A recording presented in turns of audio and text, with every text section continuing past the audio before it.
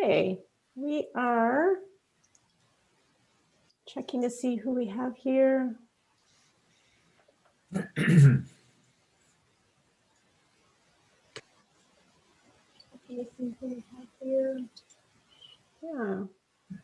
we have, I know there's a couple people who won't be able to join us today. One member is ill. I know there's a couple people who won't be able to join us today. Oh, great. One member is ill. Nick, are you hearing a record? Yes, and I've removed that, so you should be good to go. Thank you very much. I'll just point out that Nick Fazio is our technical expert. Thank you very much. And we will put his phone number and email address on screen here shortly, but you also had it in your email. Absolutely. If you need anything, just let me know. But do you take care of absolutely everything, including all of my IT glitches at home? Nope, just Zoom. Okay, you make house calls? If I took care of absolutely everything, I would never sleep. Of course. Yeah. Well, it's 3:31, and I think we're going to go ahead and get started. We are going to start this meeting off with Lucinda giving a welcome. Lucinda, I'm going to turn it over to you. Oh, you're on mute. I'm off now. Good afternoon again. Thank you. It's been since December, so Happy New Year, everyone. Want to thank you for participating in our Equity and Mobility Advisory Committee for the I-5 and I-205 projects. And, you know, we appreciate your time and your commitment to this process. As we shared, you know, I think I called a lot of you and talked to you after I had received Christine's resignation.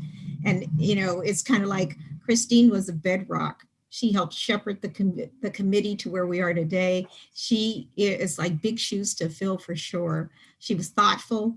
I love the way that she would always start us off with not only her land acknowledgements, but the centering exercises, which I'm sure Anne might continue today, but all just to get us in the room and get us all together and on one accord. So, you know, thank her. We thanked her. We were grateful for her time with us. And we know the committee has a lot of work to do. We talked about at the beginning, you know, this is new. Tolls are new to Oregon. You guys are critical to what we do to keep our eye on equity and, you know, keep focused on what's affecting people and not just a process of putting in tolls. So we are still looking for a facilitator. I know I reached out. I asked some committee members if they could give me recommendations. We found some other folks to give us recommendations, and we are prioritizing looking for a facilitator.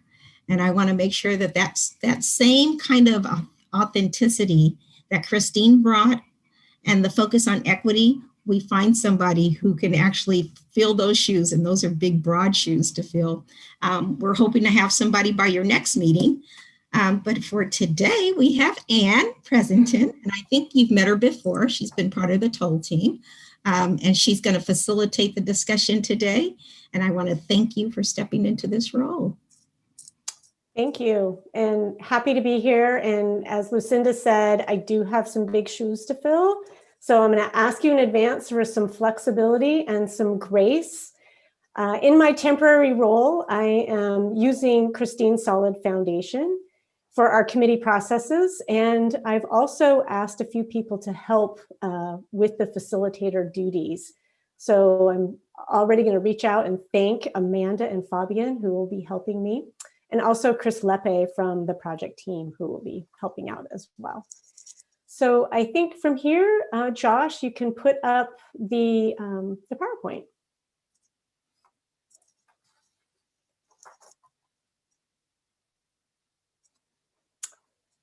Okay, there we go.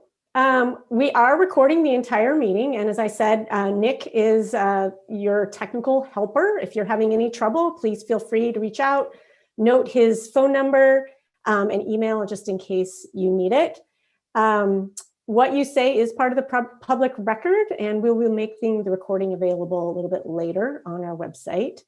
At any time, we do wish to hear from members of the public. You can go to Oregon Tolling at odot.state.or.us and send us an email, or you can get more information about the project at oregontolling.org. Okay, next slide. It's back to Lucinda. Yeah, go Can I ahead. jump back in? Sure. Yes, please. So we've added 2 new members to the team. Maria Ellis, she's our Economic Equity Manager, and she's with the Social Equity Office of ODOT in Salem, but she's also, I'll call her a liaison and very critical piece here to the Urban Mobility Office. And then also we have, it's kind of funny because it's like, you know, I flipped them. So we have our new toll policy manager, and I think, how long have Garrett's been here? Maybe 90 days now. So he joined the toll team. He's the toll policy manager, and he'll take a forward role here for the EMAC. Garrett? You want to do a few self-introductions? Say hello. Yeah, sure. Maria, I'll defer to you. Do you want to take first? Let me get myself off mute. Yes, I'm happy to be here, Maria Ellis. This is a new role. My first full day was on December 20th, so I still getting my feet under me. And in terms, the role of social equity manager is, like Lucinda said, is both in the Office of Social Equity and in the Urban Mobility Office, and is really meant to provide some additional kind of thinking around how we can deliver equitable economic development opportunities as part of these projects. And in terms of, you know, that's kind of the boring, that's not boring stuff, I think it's great, but in more personal stuff, I would share that I am from Medellin, Colombia. I always carry it in my heart. Immigrated here as a child to California, and on days when I feel kind of the tug of home, I will embarrassingly stream really bad TV from Colombia just so that I could see the city and see Medellin, and which is what I was doing last night and cracking my husband up. Awesome. Welcome, Maria. Thank you. My name's Garrett Pryor. You'll hear a little bit more about my role when I talk in some of the presentation later, but quick background, I was a high school history teacher that turned urban planner about a decade ago, and really that the line between kind of equitable urban planning and the community organizing and advocacy world is really where I've lived this past decade. In Richmond, Virginia, I helped start up a nonprofit that was dealing with some of the collapsing schools and segregation and racial division. And now that I live in Wilsonville, I have a nonprofit that I'm helping work on issues of racial justice and inclusivity there. And just a little personal note about myself. In 1984, Akron General Hospital gave birth to 2 kids who had a love of basketball. I missed the fate bug. LeBron James was the other one. And so I was that close, just a few months away of being selected as the greatest basketball player of all time. So close. So I'm here, and LeBron could have been at the meeting if reversed. So Thanks to you both, and welcome. We love having you all the team. I am now going to turn this over to Amanda. Amanda. Hi, can everyone hear me? Great. I'm Amanda Garcia Snell. I'm with Washington County, and I will be leading us in the centering exercise. So I'll just go ahead and invite you to close your eyes or gaze softly downward. And feel your chair under your legs.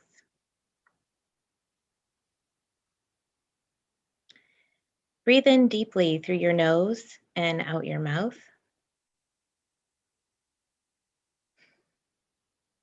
And feel your hands in your lap.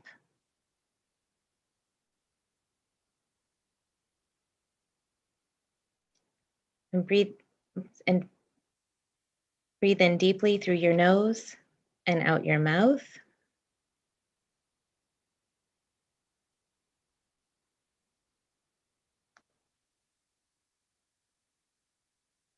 And feel your feet on the ground.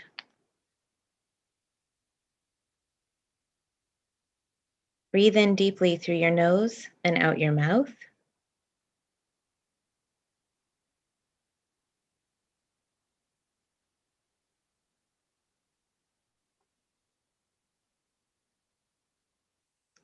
And slowly open your eyes and breathe normally.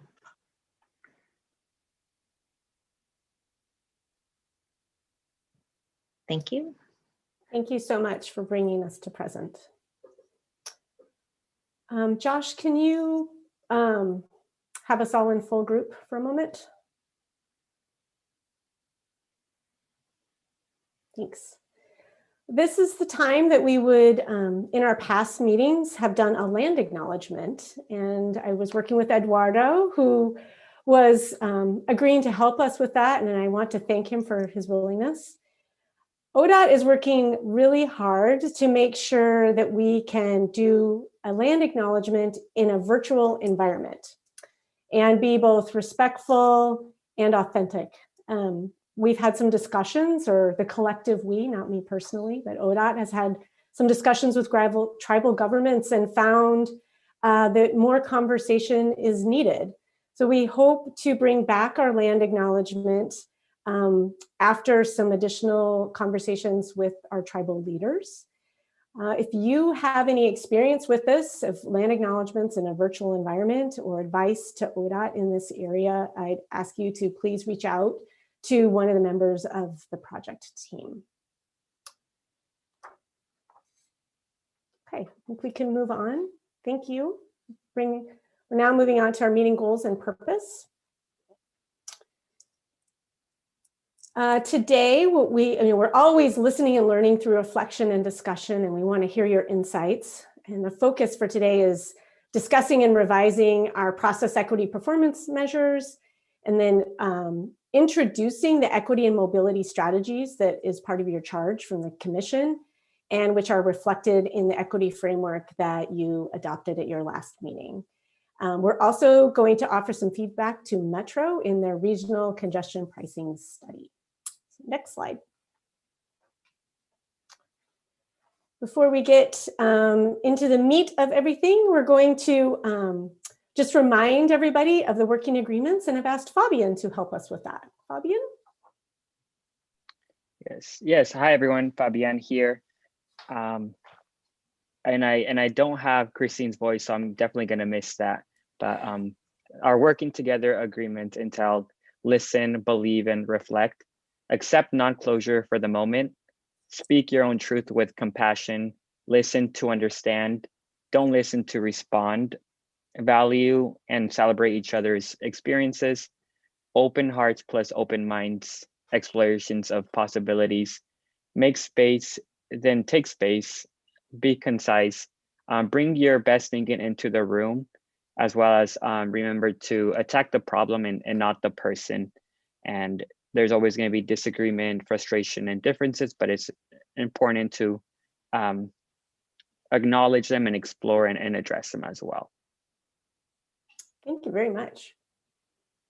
Can we all agree to those? Okay, we just have a little quick reminder of the agenda. We're in the welcome, and number one, we're going to move on to public comment and committee report out. Then we're going to do a toll program update, and Garrett will be giving that. We'll then move on to reflecting on what we did last time with our process equity performance measures. We'll take a little break, get into a workshop, and then move on to outcome equity and equity and mobility strategies. And an example of that will be what we're going to hear from Metro. And we're going to do one new thing today, which is an evaluation. And so we're going to try and stop the meeting 5 minutes in advance. You will receive during the course of this meeting an email from Nick that has a link to an evaluation survey. So it's just one way we're trying to model process equity and get some feedback from you on how we are doing. Next slide. Okay, we want to hear from you on what you're hearing from your communities. And I've asked Dwight to share a little bit about what he's hearing in his community. Dwight. You're on mute. All right, I went to Yeah. click on it and something else came up on the screen and I clicked on it. I'm not sure where it went, but anyway, I appreciate the opportunity to share a little bit with the committee today. I must preface my comments by with the disclaimer that, I work for the city of Wilsonville and I'm the transit director for SMART, and the city of Wilsonville hasn't taken an official position on tolling. And so my comments are just based on being a committee member and spending time with folks in my network and getting, their reaction to it. That said, I have not spoken to anyone yet, and I'm sure it will happen, that is in support of tolling. And I think our letters and emails that we've received, at least since I've been on the committee, kind of reflect that as much. So that being said, I'm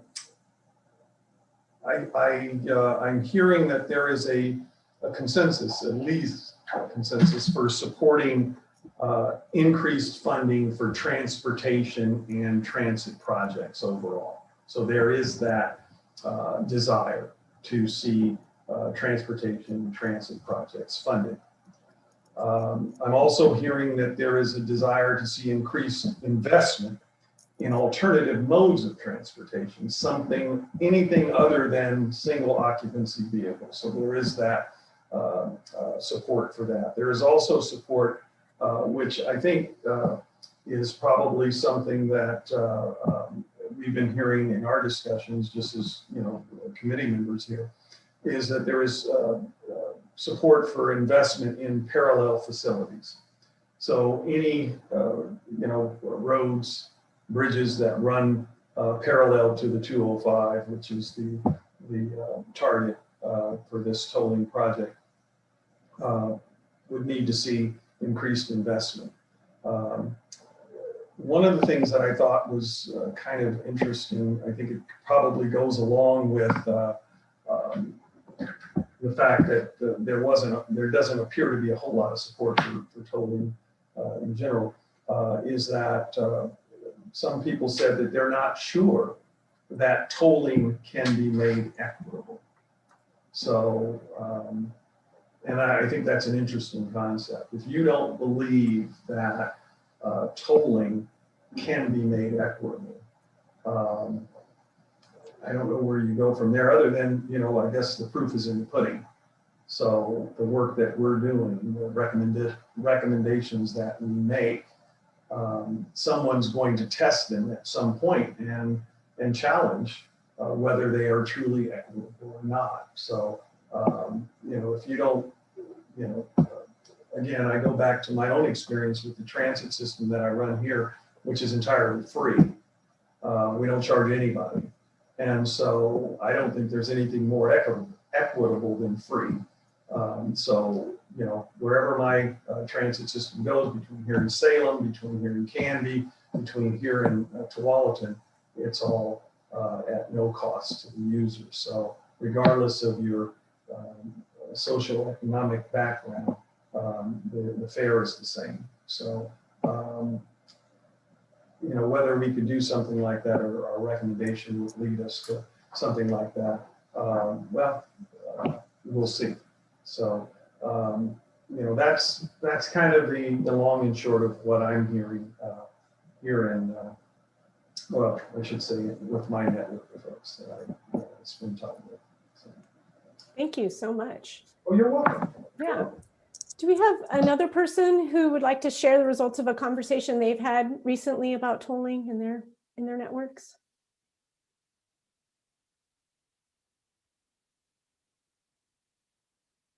Okay. So before the next meeting, Kari. Hi, thanks. Thanks for the opportunity. I just wanted to thank Dwight for the comments. I think that's a lot of what I've been hearing as well. I think especially the second half of that piece. I have actually heard people who are supportive of tolling. So I guarantee that may come your way at some point, but I'm hearing a lot of folks with a lot of questions, wondering how we can really make this an equitable system, needing to think about the revenue impacts of tolling, and really, I want to say concern about how this process will intentionally prioritize community first, how we will through this process be leading with equity and starting with mitigation, and really, I think, looking at how we're going to sort of flip the usual way of doing this work so that the needs that we know and hear about are coming first and are being addressed first. And I think I'll have more comments later when we hear more about sort of where things are progressing. But this has been something that's come up a lot in the community conversations that I've been having, is, you know, just exactly what the process and the impact is going to be in terms of making this an equitable system. Thank you very much, Kari. That's very helpful.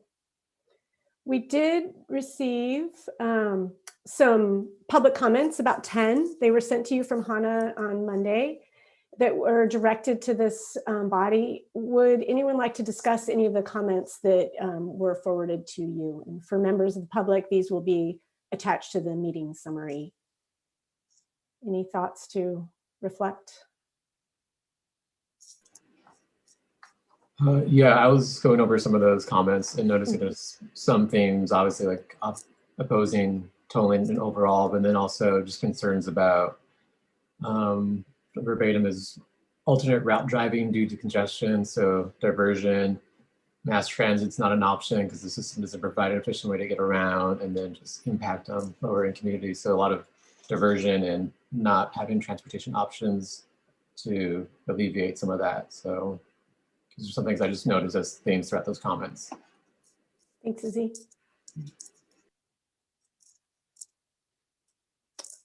Okay, we're going to move on to public comment. And there's a team of folks who are working in the background. Do we have any members who have expressed their desire to do public comment? If you do want to provide verbal comment to the committee, now is the time. You would have up to 2 minutes to speak, depending on the number of people. We'll need you to raise your virtual hand, or if you're on a phone, please use *9 to indicate that you would like to make comment. And we do have one raised hand from Paul Edgar. So Nick is going to allow Paul to speak, and I'm going to set a timer for us. Okay, thank you very much, Josh. Hello, I hope you can see me. If you can't, I'm here in Oregon City. The issue is, if we toll at the Abernathy Bridge, the key problem that will happen is that the diversion to the old Oregon City Bridge will strangle downtown Oregon City and Highway 99E McLaughlin Boulevard. 90% of the traffic coming across the old bridge from Westland side will turn to Main Street. Onto Main Street, they will go to Highway 99, and the key lights there will stop all of the traffic. And this is a strategic urban freight route. This will clog up downtown Oregon City and will effectively create a nightmare. It will turn McLaughlin Boulevard, Highway 99E into a main arterial. It will also do the same thing to Highway 43. The negative impacts are just there, and there's virtually nothing that you could do about it. The casual number of trips that people take back and forth across the Willamette River using the Abernathy Bridge is unbelievable. And to have that being the two only bridges from going south, it's just a catastrophic effect, and there's nothing that could be done. It will just bring Oregon City to its knees. It'll bring a lot of West Lynn to its knees. It will destroy all of our opportunities to advance business, even the legacy, the Willamette Falls Legacy Project. This will kill it. Sorry to say, but something else has to be done. Thank you so much, Paul. That's very helpful and a good reminder about the Willamette Falls Legacy Project. Josh, do you have any other folks who have raised their hand? That's the only one I see, Ann. Okay, thank you very much. Well, again, we always welcome comments. If we get written comments, they're to the committee, they are provided to the committee, and they're also included in the meeting summary. At this time, we're going to bring back the slide presentation. Okay. We are going to do a toll program update. It's actually going to be Garrett, I believe, who's giving the presentation, if I'm not mistaken. Okay, Garrett, I'm going to turn it over to you. Yeah, excellent. Thank you, Ann. So I would say the purpose of this update are two things. One is to really at ODOT to be honest and transparent and freely share information when we know it. Although we know it may not provide the complete answer, we'd really like to get this information to you as it's coming to us. And then secondly, what gets presented to you all, we want to make sure that's consistently, you're hearing what other people are hearing as well. So it's not different messages for different audiences. So a few of these slides are kind of the deck that we've been bringing to some of our meetings at the Region 1 Act and other places. Next slide, please.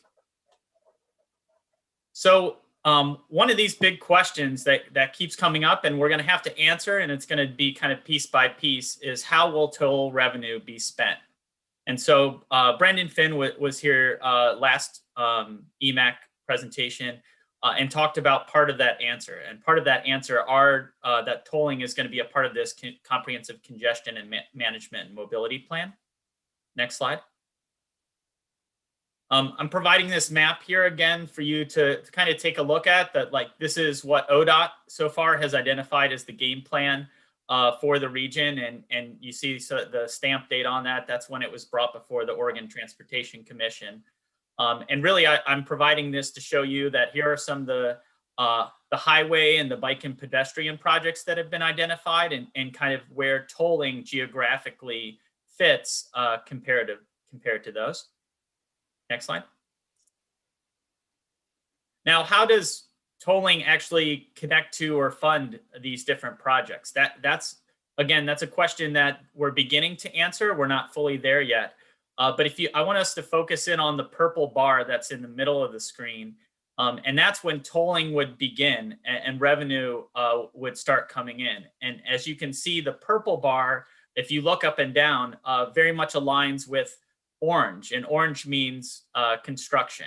And so for a lot of these projects, that having tolling revenue coming in can be used to take it that last mile or take it that last piece of it. Next slide. So the other piece of information, and again, we're providing this again that Brendan shared, was this pivot in the project. And a lot of that is based on this feedback we got about fairness and diversion, equity, climate, and congestion management. And so if we could go to the next slide. So where the project is sort of shifting or pivoting is if you look on where it says current toll corridor, and there's the white and the purple hashing on Interstate 5. When the EMAC was first set up, this is what you all were going to look at, and we as the project team were going to look at on I-5. It was going to be somewhere in that hashed area.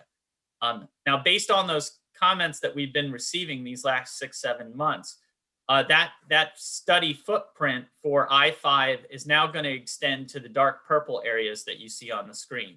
So it includes that hashed area, including the purple on I-5, and then the purple segments of I-205 that would go along with our 205 project to really comprise what at the current time we're calling is system-wide tolling. Next slide. So what's happening to the 205 project? That's still going forward. Here are some of the key kind of milestone dates as that project progresses. And I'll talk in a second about how the EMAC is going to play a role in that process. Next slide. And so one of the big questions out there was how exactly is the tolling on 205 going to connect to the construction? And we just want to be clear with the statement you see there on the screen that to get the safer and less congested 205, to get the seismic updates to the bridges and the third lane in each direction, tolling is needed to complete that project. It's a part of a kind of a funding package that'll deliver that. And so the concerns we continue to hear about, and we've been hearing about for years now, I think you're going to see in a second that's where the real teeth of this group, that's where we're really going to camp out spending the next year, are coming up with actual boots on the ground strategies or investments. And so we'll be working with some technical committees of the different agencies, and we're going to bring that information to you all. And kind of how that would get delivered. It might not be ODOT, maybe other agencies would deliver that needed transit or bike lane or other type of program. Next slide. And so honestly, one of my major roles on the project is to work with you all within this next year on the outcome equity side.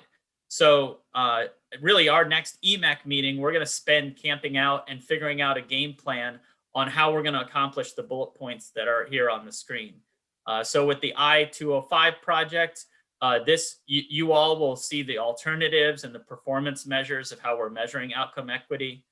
We're going to look at a mitigation. So, at the very neighborhood level or what's going on there, but then also for the toll program itself, this kind of larger scale, what are some more structural or programmatic things that we can get in place that will address the issues of equity that we've talked about, and then you will have an ending point where and I think it'd be really important for you all as EMAC members, some of you, to come and present to the OTC directly what your findings are, what your feedback is for the work there on 205, but then the tolling program as it heads forward into those longer corridor studies or beyond.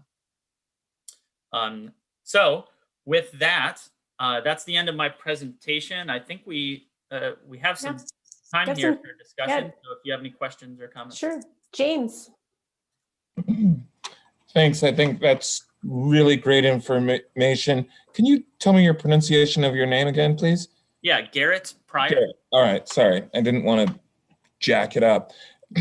Garrett, you said that one of the key pieces of the funding for the 205 projects was tolling, so that those have been the revenue from tolling is going to offset the cost of the construction, as I understand it. And if that is the case, that would mean that there is some level of forecasting on revenue from the tolling. And my question would be, if the revenue from the tolling doesn't meet expectations, doesn't meet the forecast, and if we come up, let's say down the road, with kind of a model of a percentage of the funding goes to the state to cover costs that you've described, as well as some of the funding's going to go to the community, and broad terms community, whatever that means, as a balance. What's in place so that if the funding doesn't come through as anticipated, all the money doesn't go to the state and the other money doesn't end up going to the community? Sure. And that's a great question. Lucinda, I'm going to kick that to you because you've managed tolling systems before. So I knew it. I was like, oh, you're kicking that ball, huh? No, it's a good one, though. Yeah.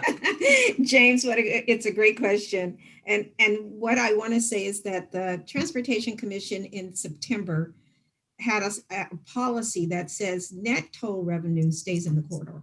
So we have to pay our bills first. So it's not like you're going to have that choice between, do I pay a bill and give half to community? What we're saying is, after all the bills are paid, what was left stays on that net toll revenue stays on the corridor. So it's not and no, we don't know what the revenue looks like now. We don't even have those projections. What we're believing is that we could bond against toll revenue when it starts. But it, that's further out than now. So. Oh, I see. So if you bonded and you said, hey, here's our forecast, and whoever the bonding funding source would say, all right, we're going to loan to say 60% of your forecast, and that 60% is paid, and that net is the community piece. The only thing that I worry about is if we, crystal ball here, if we were in place and we would have gone through this COVID situation where traffic volumes are down significantly, then that would mean that there would be no money that's going into the community programs or the programs supported by tolling resources. And if you start saying, oh, we go to these smaller community agencies and we pull that funding, I don't know where that safety net is. That would be my concern. And I understand that we're talking way off in the future, but everybody wants to talk about the money. That's why I'm bringing this up. So let me just, I want to clarify one thing. The corridor, the definition of how the money gets separated has all not been discussed. So that's something else that's a conversation that has to happen between all the partners. So that way we have the corridor, and then how do you have access, or how do you gain access to the money? Because at this point it's a pot of money, not with anyone's name on it. So they'd have to have some parameters for that too, or some process. So great question. Thank you. Thank you. And I think that's some of the things that Garrett's starting to think about that this committee could actually start to delve into as well. I see Carrie, Abe, and Michael in that order, or Kari, excuse me, Kari. Thank you. Thanks, Garrett, for the presentation. I have a couple of questions. One of them is, so the map that you presented has some more specificity around certain transit or bike ped projects that are being looked at. I don't reflect it in the chart that followed the map. And I guess, and maybe want to clarify with Lucinda's comment just now that the OTC has already made a decision on what would come first in terms of being paid for, especially since I'm not seeing that recognized in this chart that outlines costs and what would be being put forward and what would be paid for first. I think, reflecting James's comment as well, and I think some of what I've seen around projects that are committed or bonded, there's no guarantee that there's going to be any money left over for these things. And if they're undefined, then I think any of the work that we're doing in this committee is going to be for naught, because it doesn't appear that it's being reflected here at all. And some decisions are already being made by the OTC. So all the bike ped, the other multimodal that was on the map, are other projects that are in the area already being done. So they're not connected to what we're doing in tolls. Those are maybe connected to other projects done by other people. We just wanted to make sure that you could see the whole thing, that it was mobility. We weren't just talking about tolls and roads. So those projects are already being done. The one you see on, I think we have a circle.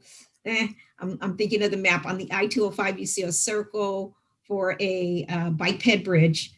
That is a study that's being done, and it looks like it's right on the Abernathy, but that's actually that, yes, Willamette River bike ped crossing study. That study is being done now. So it's not like these projects, all the other projects are already defined. So it's not, those are not part of this. They are projects that are already either done or being studied. Thank you Sure. for that clarification. I guess then my follow-up question is, or comment is that still in this chart, I don't see a line item or a bucket to indicate where there would be funding for the sort of mitigation that we've been talking about. And I think especially seeing that some of these projects, they're being constructed and they're being built well before the tolling goes into place. I think that if I can sort of summarize some of the flavor of the comments that I've heard from this committee is that there's a really strong desire to see mitigation in place also before the tolling happens. And, you know, we'll talk more about that, but not seeing it reflected in this chart gives me a lot of concern that it's not only going to come well after the tolling goes into place, but that it, you know, may not actually show up at all, given these other things that have been committed to, and that there is not a commitment to doing the mitigation as well. Thank you. Thank you, Kari. Can I just, I'm sorry. Go ahead, Lucinda. We have Abe and Michael who have questions too. Well, real quick, I just want to just kind of finish off Kari's comment regarding mitigation. So mitigation is part of the toll program.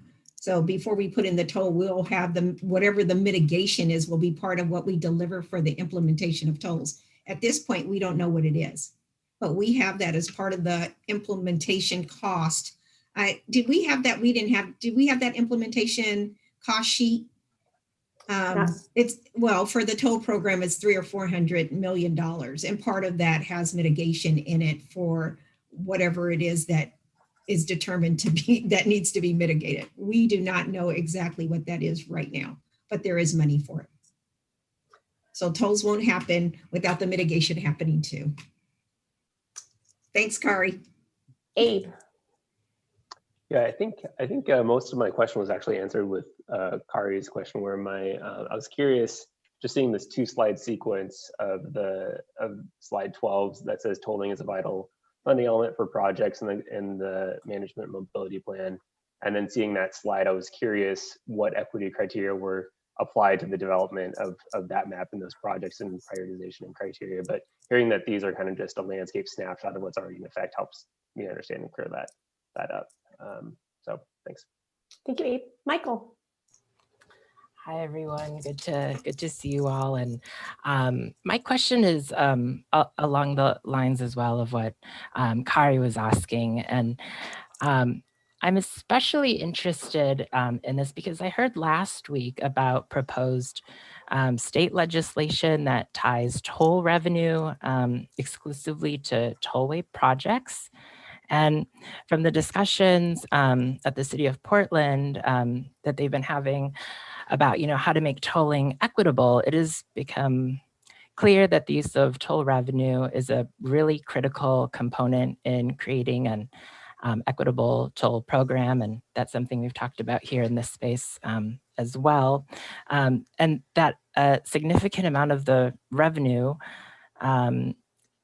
you know, must be used for things like a multimodal system, system improvements, and, you know, to provide people with other options as the price of driving rises. So are the investments that you are proposing here are on slide 14, like, are those final, or will this committee have a chance to influence the revenue discussion?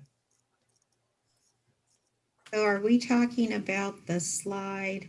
I'm sorry, is it the slide with the bars? Yes. Is that the is it the slide with the bars? Right. And so those are all current projects. You have the Rose Quarter, IBR, Interstate Bridge. Those are all going projects. All of those projects, I-205 project, all of those projects are going. So I guess that I want to echo that concern that, you know, Kari was pointing out, that we're not really seeing like the multimodal projects, you know, accounted for on here.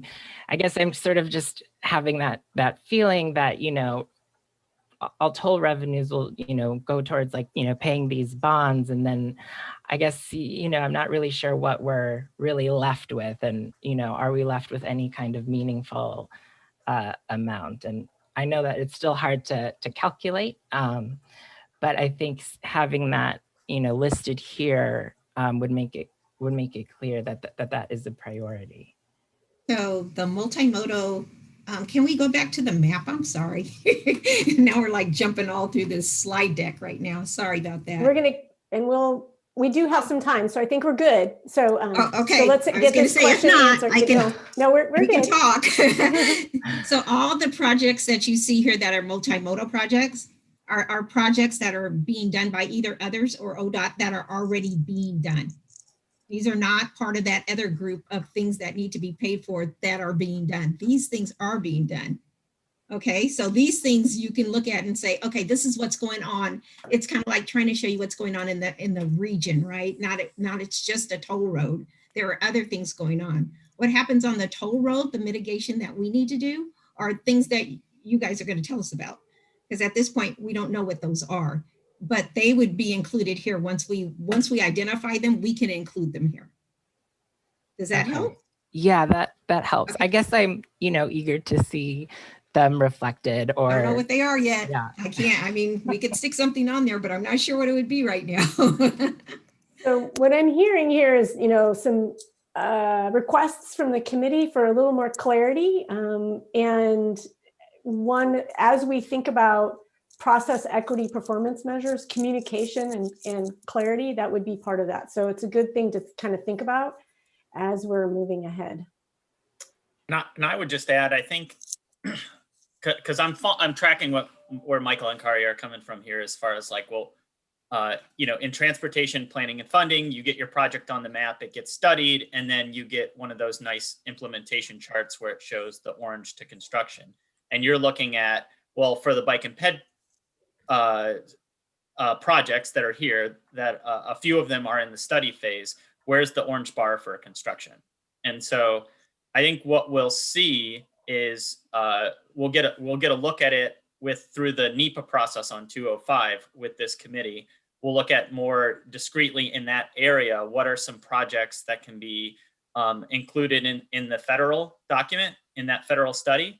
And then and you've had Travis Brower talk about this before, but we'll see, okay, well, what are the constitutional restrictions on toll revenue? And then what is other ODOT money or other money from other agencies that we can use to get orange bars on those projects, to get those projects delivered. And that's where I'm hoping to, in our next meeting, to go through more on a work plan. And so you all know that, like, at this meeting in August, we will get to this exact topic about transit and multimodal. Or at this meeting in September, we'll get to this specific commitment to low income and environmental justice community impact. So know that, like, we're going to come and make some commitments to dates for when those conversations are going to be had, but we want to do that collaboratively with you all. Thanks, Garrett, and thank you, Linda and Anne. Thank you. Okay, we're going to move on. There's a lot to process there. And I can say, being on the toll team, it's a lot to process all the time. So yeah, there's a lot of complexity here. And thank you for bringing up all of these good questions, because this is why ODOT brought you all together. I think, Josh, could you bring the slide presentation back up? We're going to move on to process equity performance measures. And Hannah Williams and Chris Lepe from the project team are going to reflect on what we heard from you during our workshop in December, so that we can then advance those process equity performance measures. And as part of this presentation, we'll do a reminder of definitions for what process equity is, and then also outcome equity. So I'm going to turn this over to Hannah to start. Thanks, Anne. Hi, everyone. Okay, so we are here today to kind of refine our performance measures for process equity. And in your meeting packet, there is a draft process equity performance measures. So where did those come from? So I want to talk a little bit about that. So it's a collection of things. It came, as Anne mentioned, from what we heard during our workshop with you in December. It also came from our debrief and discussions with Ping and the community engagement liaisons. It was also informed by, we had an engagement evaluation survey that we sent out. And then we also took some ideas from our current public involvement plan. And so we took that and we drafted up some evaluation criteria and performance measures for process equity. And then what we'd like to do with you today, we're going to have a discussion and hopefully get that closer to getting finalized. And when it is finalized, we will put those performance measures into our updated public involvement plan, and we'll bring that back to you in late March so you can see it. And then also those performance measures will be used in our environmental document too. Next slide, please. So here is a recap of the major themes that we heard from you in December during our workshop. And when you look at the draft performance measures, you should see them reflected. So, you know, when we dig into our discussion, if something's missing or we didn't get it right, like let's flag that. So some things that we heard, definitely we need to build trust with communities. And think about how we measure that trust. When we are focusing on historically excluded and underserved communities, we need to do so not just in Oregon, but also in Southwest Washington. We have some work to do to create greater transparency. We heard loud and clear, you know, people really want to know how will toll revenue be used? We just talked about it right now. And also, how are we using the feedback that we're getting, closing that feedback loop from communities, from the input we get from our community engagement liaisons. We also heard that we are putting a lot of information out there about the toll project, but is it really being understood? So need to think about that. And we really can't underestimate simple engagement tools. So, you know, flyering, going to local businesses, spots in the community, using the radio, checking for understanding using simple tools like a thumbs up or thumbs down, smiley face or frowny face. Let's think about engaging people where they are, even though it's a virtual time of engagement right now. There are virtual spaces where people are gathering. So let's figure out where those are. And there was a lot of agreement around the community engagement liaisons are absolutely fantastic and effective, and we should use them more. Next slide, please. So a little bit of a reminder about where we are. We're in step 2. Step 1 was really thinking about the who. So we were looking at communities, underserved and excluded communities around the I-205 toll project area. And we, you know, in our discussions in meeting 3, we really heard from you that we need to be considering the needs of seniors, of youth, and really people who are living with a disability. Can I get the next slide, please?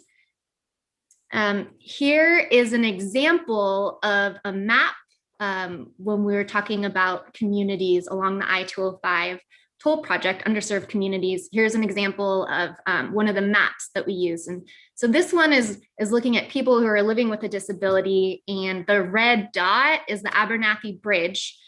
And the colors that are around it, you might not be able to read this because I really can't, but the colors that are closest to the Abernathy Bridge and really around our project area are the higher numbers. So higher numbers of people that are living with a disability in our project area. So here is an example of the type of data that you know, we'll be using for our engagement, but will also be used in our environmental document. Next slide, please. So that's step 1, thinking about the who. That's what we've been looking at in previous meetings. And today we're really getting into step 2, continuing the conversation around evaluating equity. That's what step 2 is all about. And you know, how is our I-205 toll project, how is it going to perform with equity? So I'd like to introduce Chris Lepe. You've seen him before. He's gonna come on here next to to kind of remind us about some key terms and concepts in step 2 that'll really help us for our discussion on process equity and performance measures. Next slide, please. Thanks, Chris. Thank you, Hannah. And hopefully you guys can hear me okay. Great. So, hey, everybody. Good to see you all again. I'm going to walk you through, as Hannah mentioned, the process equity continuation of the conversation from our last meeting. And before we go there, I wanted to reorient all of us in regards to the terms and definitions. So goals and objectives are the results that we wish to see, both, and we're going to be looking at both process equity as well as outcome equity eventually, right? But the focus today is on process equity. Evaluation criteria is what we use to determine if our engagement was successful. And performance measures are the quantitative and qualitative methods and data to assess progress. And we're going to be, as you probably noted, for those of you that got a chance to review the performance measures handout before the meeting, there's probably about, on average, about 3 performance measures for each of the evaluation criteria that were put forth. So if we go to the next slide on some of the basics and kind of context for these performance measures, we wanted to make sure that to the degree possible, we were putting forth performance measures that were measurable and were relatively manageable. As I think was mentioned already, we tried to tie the performance measures with things that are already out there: the public involvement plan, the equity framework, the workshop that we had in December, input from community engagement liaisons, and so on and so forth. So, and you'll notice that in the handout, we actually reference where each of these performance measures and evaluation criteria were taken from directly. We wanted to make sure that to the extent possible that these performance measures were meaningful. It's not just sort of a check the box type of exercise, but also that they were achievable if we really work hard at it. And of course, making sure that it's grounded upon this project, the toll projects. And finally, we were trying to think about how do we measure success from multiple angles. And that includes access to the information that's out there about the project, participation, level of participation, and engagement and decision-making. So what are the actions that ODOT and the project team are taking? How is that input received? What is the participation? And how are decisions made? And showing that we are following through with the input into the decision-making for the project. So if we go to the next slide, we're providing here an example for y'all based on the draft document. And so just to revisit again, goals and objectives are the results we wish to see, and evaluation criteria are what we use to determine if our engagement efforts are successful. And hopefully you will tell us in a little bit what if you thought that this example is successful, and eventually, we're going to dig deeper into the other components of the handout. So starting with this example, with the goal, historically excluded and underserved communities view ODOT as a trustworthy and transparent partner when planning the toll system. And this goal was emerged directly from the last EMAC conversation, where trust really and transparency were key themes that came out of that conversation. And so a potential objective for this would be to regularly report how input from historically excluded and underserved communities has been incorporated into the project development. So showing how input is incorporated into the project at various different decision-making points. As far as objectives, is that a good objective? Do we perhaps need other objectives that might get towards that goal of trust building and showing transparency? And then in regards to evaluation criteria, which again is how we determine if we're successful, modifications are made to the project based on input from historically excluded and currently excluded and underserved communities. So as we move on to the next slide to show a couple of performance measures, again, these are the methods and data to assess progress. So how do we assess whether we're making progress on building trust and being transparent? So a couple of ways might be decision makers receive and consider input from historically excluded and underserved communities before advancing the project. So along each of the project stages, making sure that the decision makers receive and consider this input before the decisions are made. Seems pretty standard, right? But then what do you do with that? How do you show that it wasn't just received and considered, but that something was actually done with it. So the project team, another one could be the project team can point to community priorities identified during outreach to historically excluded and underserved communities and demonstrate that they're being implemented in the toll program or project. So with that, I'm going to pass it on to Anne to field any questions that you might have or clarification about this particular example. Thanks, Chris. Any clarifying questions or making sure that we captured some of those big themes from your workshop back in December? We will have a chance here shortly to sort of dive in and get your feedback on the performance measures, but just want to make sure that the structure of this goals, objectives, evaluation criteria, and performance measures is clear.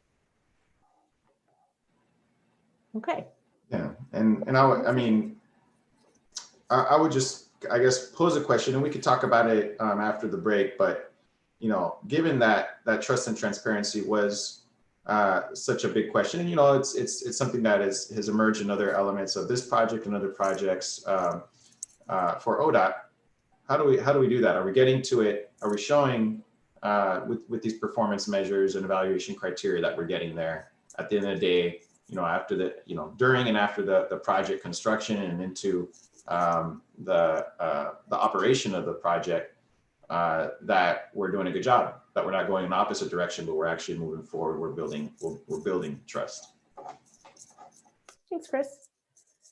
I think next slide. So we've come to our reflection, which for this particular meeting, we moved a reflection question. So I'd like you to think back to the December workshop on equitable engagement and to the task here at hand today related to performance measures, and spend a few minutes writing in your journal or on just a spare piece of paper on this question. What aspect of process equity is critical, but also difficult to measure? And this is the opposite of low-hanging fruit. What is necessary to include in our work, but it's just really hard to figure out. And I think that trust is one of them. So can you please take 2 minutes to kind of think about that, and then we'll come back together.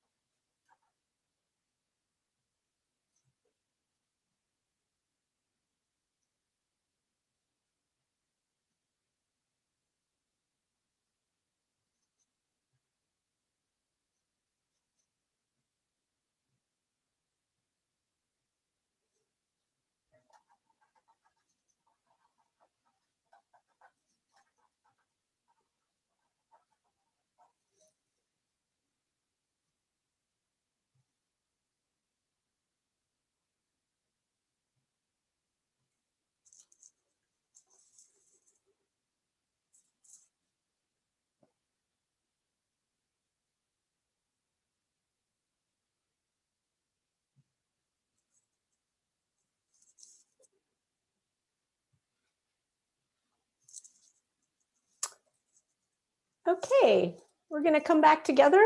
We have a few minutes.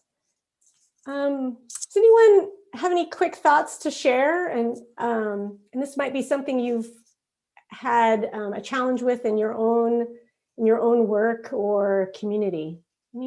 Anything that that came up to you on what aspect of process equity is critical but very difficult to measure?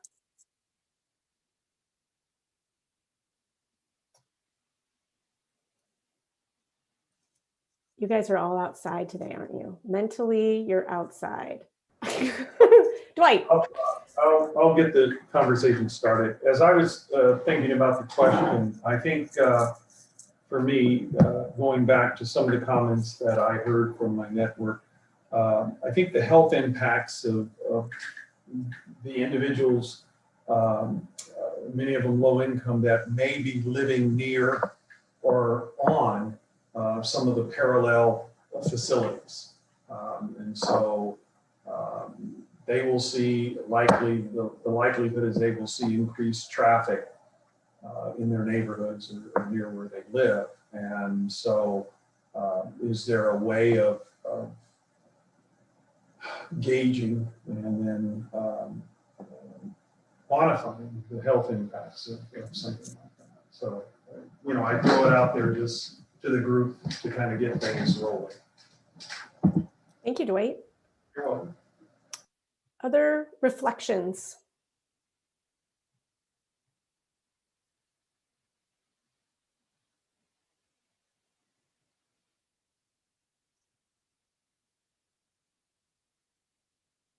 Abe.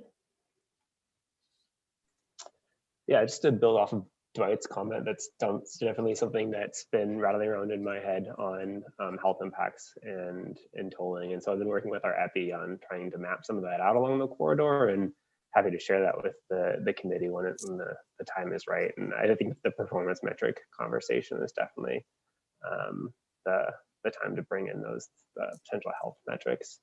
I guess also on process equity and difficult but important things to measure is trying to capture that line between inclusivity and tokenism, and how that's balanced in all of the metrics around trust, which look great at quick glance in the list that you guys have put together, but always kind of a challenging thing to get a hold on. Thank you very much. Okay. Phil. Hi. I'm reflecting on this. I still think that one of the key process equity elements is still based on this concept of trust and transparency. And I keep thinking in my own mind, well, how do you measure whether you've actually engendered trust? And I actually just don't know how you do that, because it's sort of saying, how do you prove that someone loves you?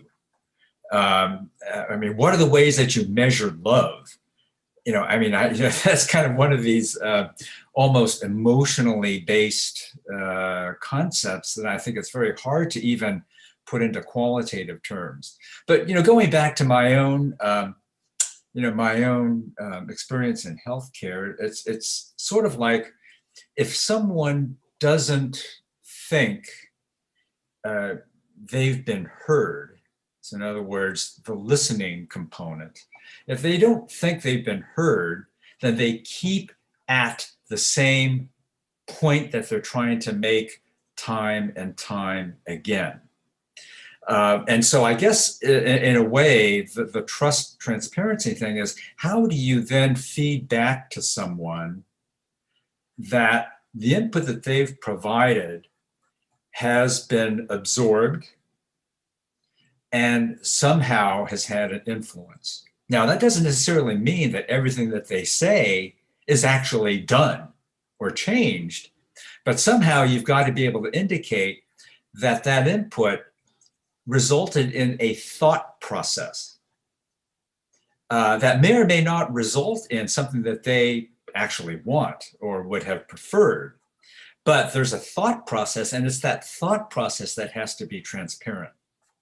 You have to say, you know, we heard you, and what you said made us think about these things in such and such a way.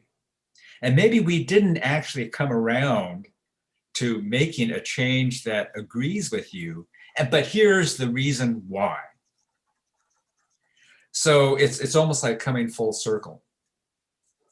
And I think that's, you know, when I was looking at the draft performance measures, you know, a lot of it says, well, we will come back with information, we will report on this, that, or something else. But the underlying element there is, well, sure, you'll come back with information that's in response to, you know, some kind of input.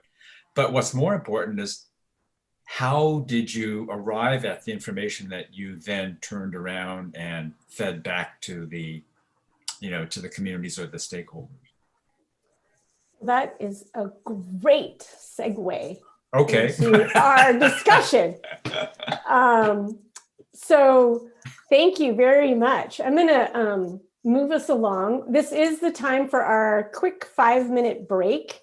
So if you could all come back, it's now, my clock says 4:42. So if we could come back at 4:47, and then we will get into a discussion where I'll be helped by Chris Lepe, and we will be doing a Jamboard.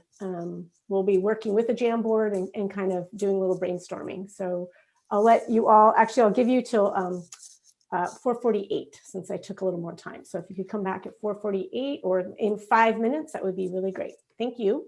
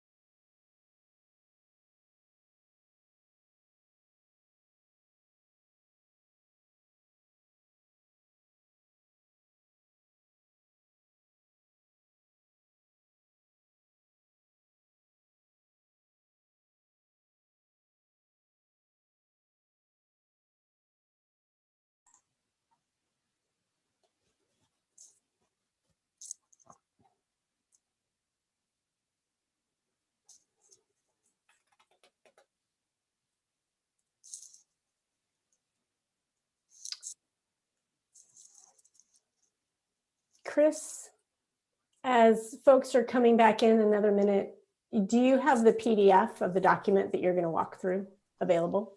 I do have it. Okay. Is that something that you want me to do, like a share We'll- screen? We'll see. Josh, who's been, sharing everything, apparently his PC has crashed. So our double backups are being deployed. No worries. I was already thinking about, that's why I had it handy. Okay, great. And in terms of the Jamboard, we have somebody that can jam with it. Yep. Okay. Okay, it's 4:48 and we'll bring everybody back into the Zoom room. And as we're getting going, Garrett wanted to just bring up one thing before we get going. Garrett. Yeah, I just want to say thank you to Amanda, because at the last EMAC, she had recommended the framing of we heard and what we're doing about it. And so Dr. Wu, to your point, that's how we tried to set up that first update from the toll program, is to better make that connection for trust building. So we really enjoy kind of just the expertise and learning from you all on that in that tough piece. So just wanted to say thank you. Thank you. Josh, you are having a little worry party over there at your house. Are you able to have your PC up and running again? I'm back. You're back. Okay. Okay. So Chris is going to orient us to the draft document that was provided to you.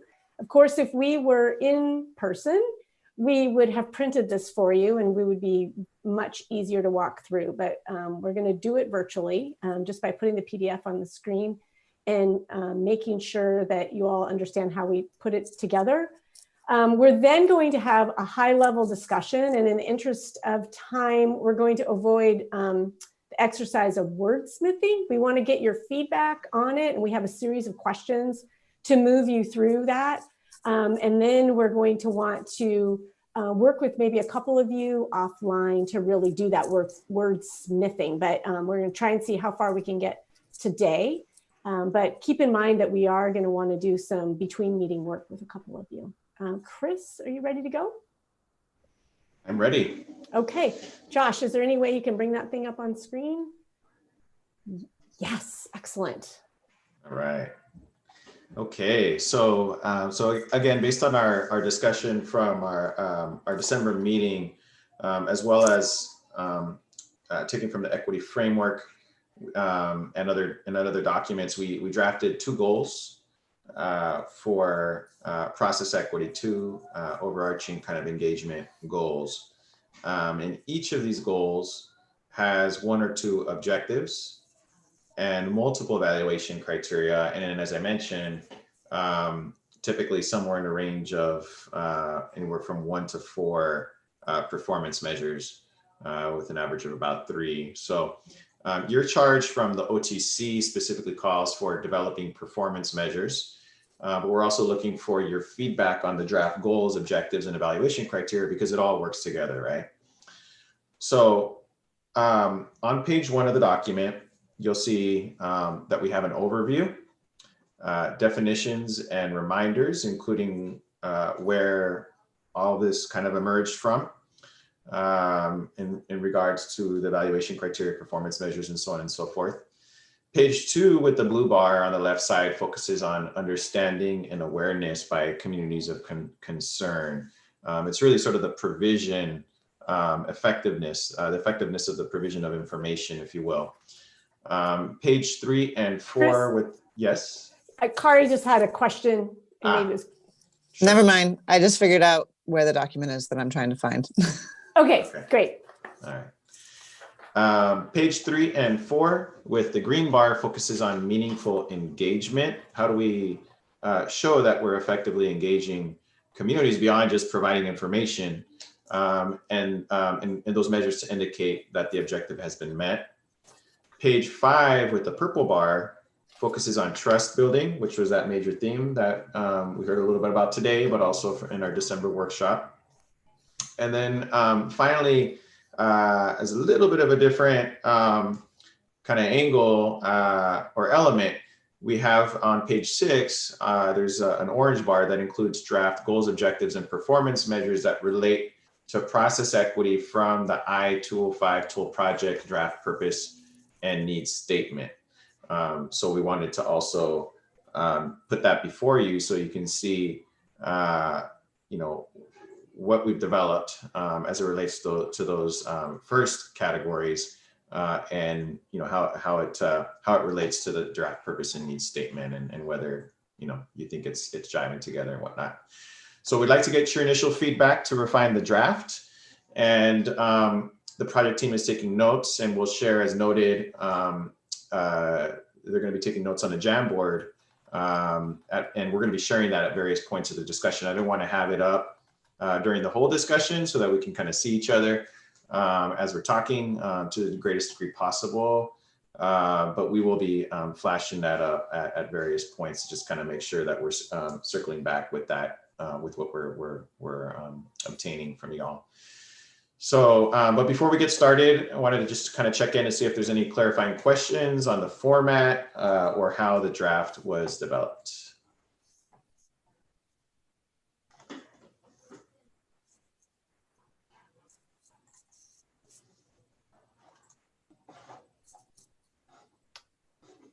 Okay. So I've got like 5 questions for you here. All right. And as mentioned, we want to try to avoid wordsmithing too much, but we really want to kind of try to get at sort of the heart of the matter. Are we on the right track? What really needs to change? What are the kind of the big picture elements that you want to see incorporated? So the first question is, what about the draft goals, objectives, and evaluation criteria and performance measures were particularly helpful or useful that you thought from a process equity standpoint? What did you think was really meaningful and realistic, for example? Where did we really hit the nail on the head? What do you really like? The second question is, what measures seem to be missing, or are there measures that really aren't needed? Like, what shouldn't be in there? Do we have too many? Are there some that really aren't that meaningful and realistic, and we should just get rid of? Are there things that are missing as well? The third question is, how can we best measure progress towards building trust? Again, that major theme that we've heard about, which is a little fuzzy at times, right? And then the fourth is, what additional thoughts do you have to improve the performance measures? And for example, are there any goals, objectives, evaluation criteria, and performance measures that really need to be changed? Is the structure of the organization of the document on point? Does it make sense? Have we sufficiently infused the trauma-informed perspective that's in our equity framework? So those are some potential themes to hit on, but that's sort of the catch-all for other types of perspective and input. And then finally, for those things that aren't perhaps directly related to process equity, we have a bike rack car park for y'all. So with that, why don't we start with sort of the plus, what you guys liked, what you really want to retain, what's a really great example of the kind of evaluation criteria and performance measures that we should be really going with. And in the background, we have 2 people who are actually doing the typing. So you guys are all super polite today, but it's okay to just kind of, put some stuff out there. And we have Nick, who's your tech helper, and then Nicole, who's another helper, who are ready to begin typing. So you'll start to see them go. So what is particularly useful?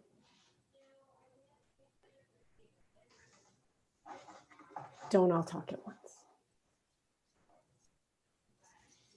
Did you like anything in the document? Are we generally, do you guys feel like we're generally on the right track? Is there one particular performance measure that you're like, yes, that's the kind of thing that we need to be focusing on? James. Hi, this is James.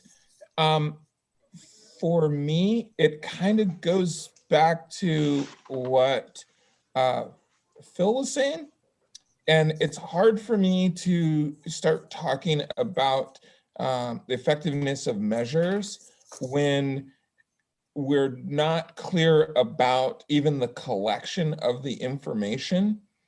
And so like how are we going to even try and get a good measure, and like how are we even going to collect the information? Is it just survey, or I don't know what that would mean, and that's what makes it hard for me to say this is a good measure, because if we're not collecting the data right, no matter what the data says, it's not reflective of what's really going on, if that makes sense. Thank you.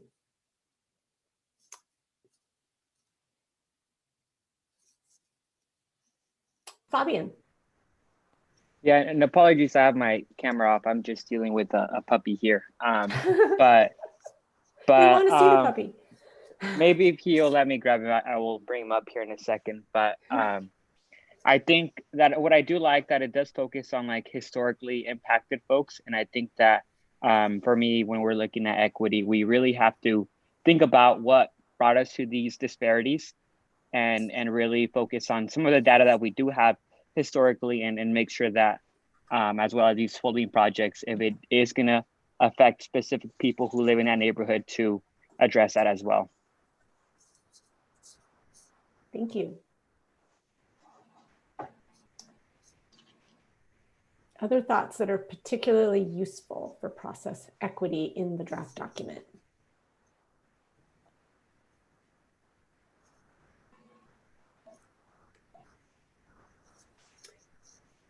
Philip.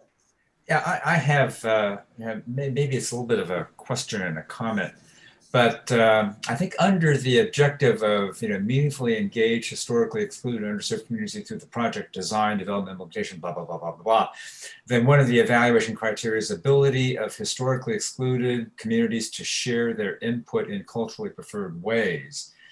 One thing I like about the performance measure, though I'm not exactly sure what the measure will actually look like, is the fact that the measures refer to community engagement liaisons and to community-based organizations. So in other words, leveraging those as part of the, I'm not sure if it's the dissemination of information or the gathering of information, or maybe it's both parts. But, for example, community engagement liaisons and EMAC members, I thought that was intriguing. I'm not exactly sure what that looks like. But, community engagement liaisons and EMAC members engage in regular conversations and outreach activities with their communities. Now, I wonder if some of that's sort of what you all were asking us at the very beginning. In other words, what have we heard from our communities, that kind of thing. To me, this particular measure means something a bit more structured. I don't know if that's the intention, but I think that's good. Right. And that might be a good one to workshop too, yeah. Because if we're pointing the finger back at y'all, in part, right, with this one, in terms of effective engagement, how would you show as EMAC members that you're actually, doing a good job? Yeah. In engaging the community? Like, how would we prove that? Yeah. Well, and I guess, to the extent that we're out in the community, it's like, well, who are we? I mean, how do we convey that, we, even as EMAC members, well, what does that mean? And what's the significance of that? And, what kind of a voice do we carry or have that would also indicate to the community that, sure, what they tell us is going to go somewhere, or that it means something.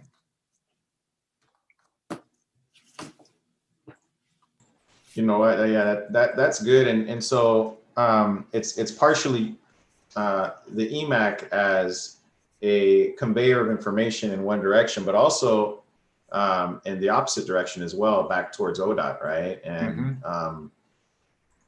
is there something that we can weave in there or into the process that that we can clearly show that you guys are bringing back information. You guys are connectors Right. of perspective and input back to ODOT. In other words, it's a real legitimate channel. Mm-hmm. Yeah. Yeah. I mean, it might be something like, something to think about, having a space during these meetings to, well, I guess we sort of do, right? A space during these meetings for you guys to provide input back to ODOT on what we just went through that practice actually earlier today. So making that a consistent part of these meetings.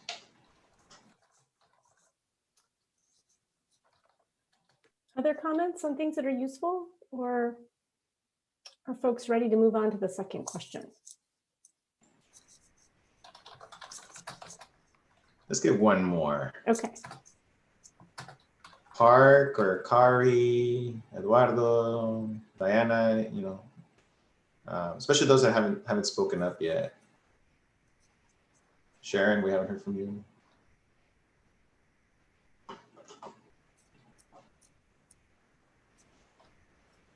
All right, so you guys want to dig into the what you don't like.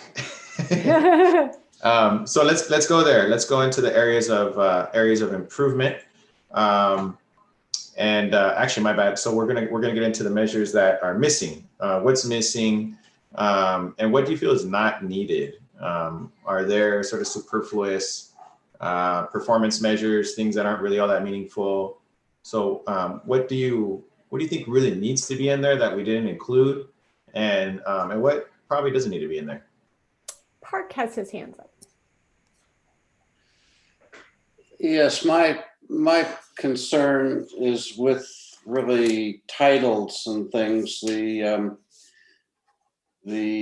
pyramid is labeled toll project evaluation, terms and definitions. And going through, there's a number of other things that describe it, kind of the purpose of the program. But this is really focused on the public contact and communication. They aren't the goals of the project. Reducing single occupant vehicles, reducing traffic congestion, that sort of thing. So the topics, the titles confused me a little bit. I started looking for broader evaluation criteria, and this is really more focused on public interaction. Yes, and Park, that's going to be the next part of the conversation, actually, that you guys are going to start to dive into a little bit today. Garrett's going to talk to you about outcome equity, and then you're going to have a presentation from Portland Metro about what kind of outcome equity kind of measures they're looking at. And at the next EMAC meeting, that'll be where, especially where you as members get to dive into what you're effectively describing there, which are more of the project, benefits and impacts, the on the ground benefits that communities will hopefully see as part of this project, whether it be affordability or access to opportunity, transportation choices, and so on and so forth. But the reason why the process equity, the process piece is important is it's a kind of a critical component of making sure that we are reaching equitable outcomes as part of this process, that we are doing an effective job in community engagement and the public input. So that's why we're kind of, we're focusing on this first, and then we're going to get into the outcome equity next, if that makes sense. Does that answer your question, Park? Yeah. Okay. Diana. Hi there. Good afternoon. So it's just, I don't know. Maybe I'm tired. I don't know. Maybe somebody can help explain this to me. But in that first frame, first slide where we have that pyramid, I'm really challenging this pyramid, this visual. It reminds me of the hierarchical structure. And if we're talking about equity, that pyramid does not represent equity in terms of a visual. If we're talking, and I understand that goals and objectives are at the top, but I'm going to say this, and it's probably not the right space to say this, but I have to say this. It's in these conversations I'm having with other committees around other committees that I'm involved in, that we are advancing racial equity and social justice issues. And it's not only in the words that we use, in the actions in terms of how we are mitigating through these challenges and then working with community to address racial inequities and social justices in our community, but it's also the visuals that we use as we're communicating in community. And so that pyramid for me, I'm just having a really hard time embracing that visual image of that pyramid, and maybe thinking differently in terms of what would that visual look like that would be more reflective in the work that we're doing around to address equity here in this framework. It comes back to what I want to say is that I really appreciate wholeheartedly the land acknowledgement and the recognition of our indigenous people in Oregon. But it feels kind of always, it feels very disingenuous when we do a land acknowledgement and yet continue to practice dominant culture ways of doing business. And I understand that, because this is a state agency, there's certain protocols and procedures and the way things have to be done. But I think that we probably need to also revisit this land acknowledgement at the beginning and how we move about doing our practice of business on these calls and the overall objectives of what we're trying to achieve here. Thank you, Diana, for that comment and that thought. I must admit, when I saw the pyramid, I was thinking the same thing, but I wasn't sure if it was just me. So thanks for pointing that out. I wonder if a more of a circular graphic would be better. I ask you the question, Diana, or others on the committee, what kind of visual representation might be less hierarchical looking? I mean, certainly a circular visual would probably be better. I don't want to speak for the group. That's just my perception, and I certainly welcome other folks' thought in terms of changing that visual, that graphic. Great, thank you.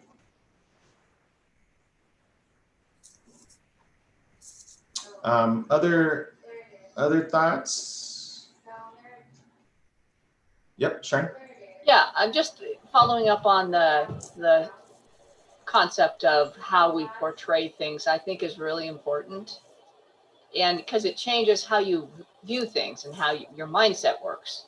And I like the idea of having it be more circle centered, because we all, our goals and objectives are at the center of the work that we're doing. So maybe it's a concentric circle idea. That just comes to mind immediately. And I think it's a really good perspective, a lens that we all need to try and shift our thinking through. Mm-hmm.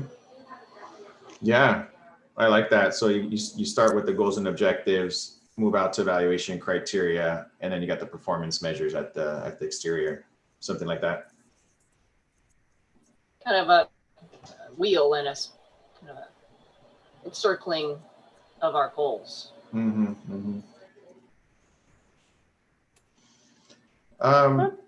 Phil has another comment. Yeah, I was just going to say, in terms of circles versus triangles versus linear versus whatever, it's almost like you could have on an outer circle goals and objectives, and the next circle being evaluation criteria, the next most inner circle performance measures, and at the very heart, outcomes.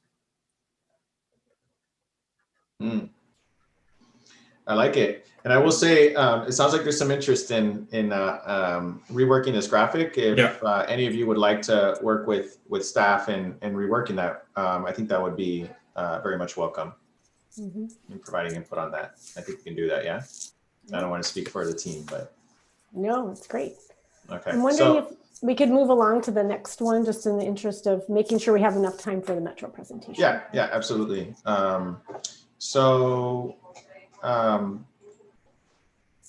The next question, which I actually trying to pull back here. Apologies. Do we have it there? Okay, so how can we best measure progress towards building trust? And I think we had a little bit of commentary about that already earlier. And I think what I recall hearing partially was like what we include, but also, Phil, I think you said something to the effect of what did we not include and why. And I think that's also important, right? It's not just saying yes, but it's when we have to say no, being clear about that no and communicating that, and then giving the explanation as to why that is the case, and being transparent about the parameters of the project and what we can and cannot do. Yeah, I think the transparency piece is, if you have to say no, what is it that resulted in the no that takes into account the input? Because then at least you're still signaling that everyone was heard and the information was processed, even if the result isn't necessarily agreeable. Great, thank you. Other As thoughts? we know, with family, we don't always agree, but hopefully we trust. So other thoughts in terms of building trust and transparency. How do we do it? How do we show it? How do we prove it?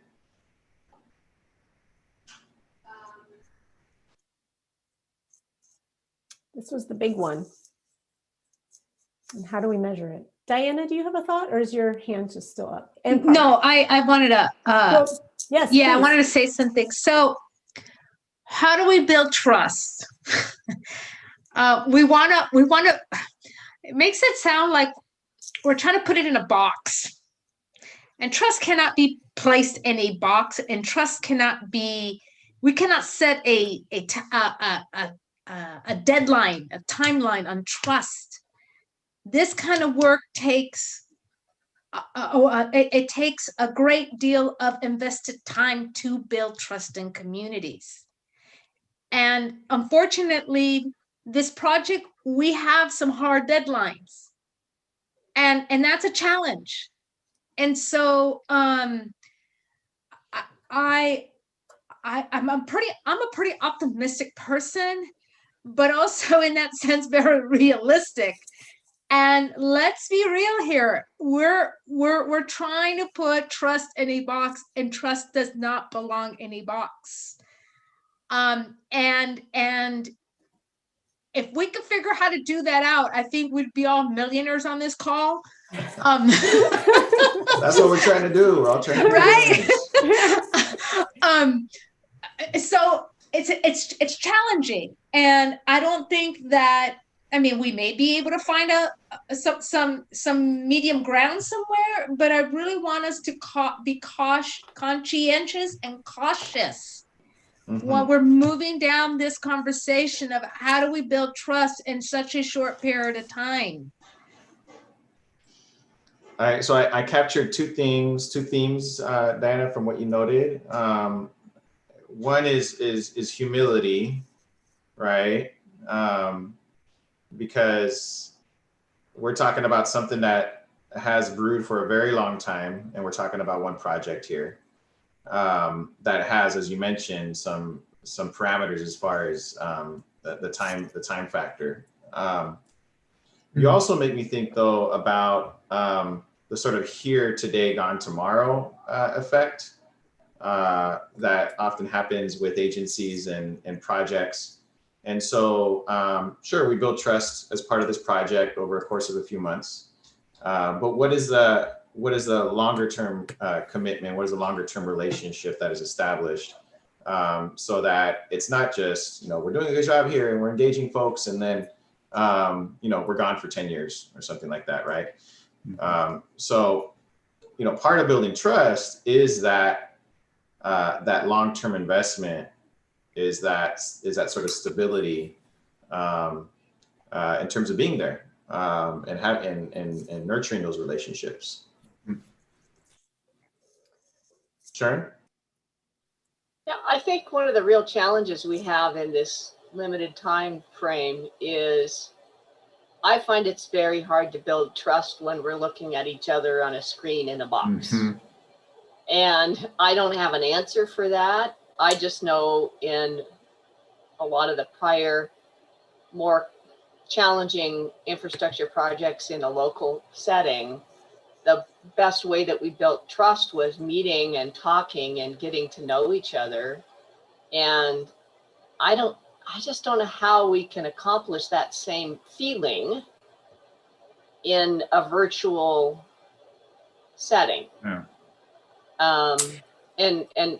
Or maybe it is, maybe we need to figure out how do we invite our communities to maybe have more participation in these meetings. And it just is really it's hard if you can't sit down, go to somebody where they are, meet them where they are to build that trust.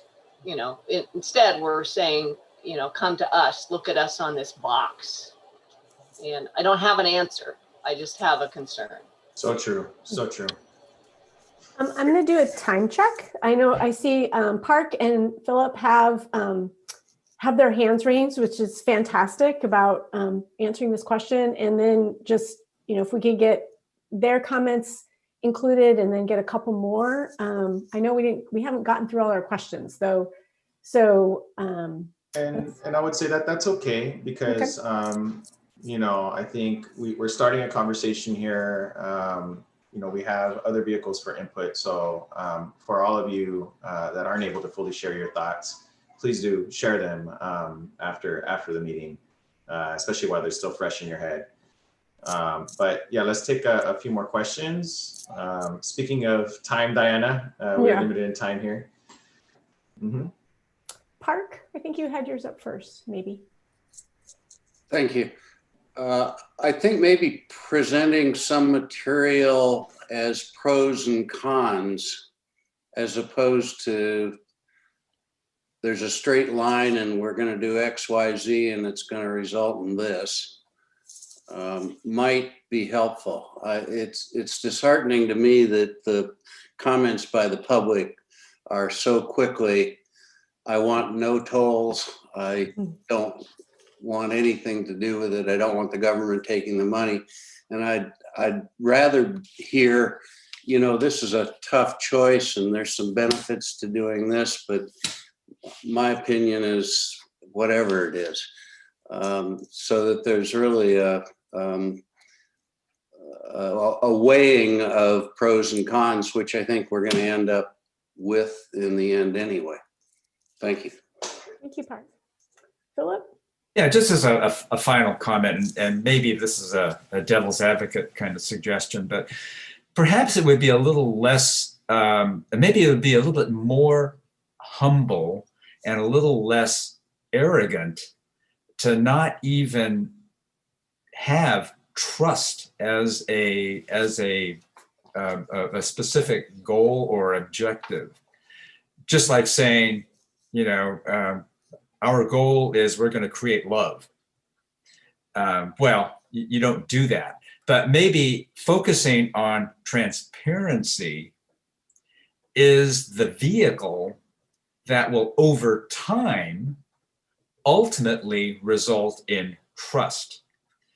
But we can certainly set transparency as an objective, and we hope for the best as an outcome.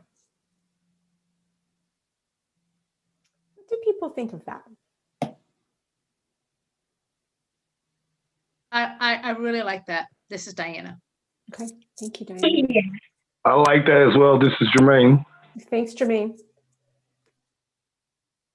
I like transparency as well. And when Park was talking, you know, I think something that came to my mind was sort of this idea of putting all the cards on the table or putting all your costs on the table and understanding like our costs in health and in time, and having that be transparent. And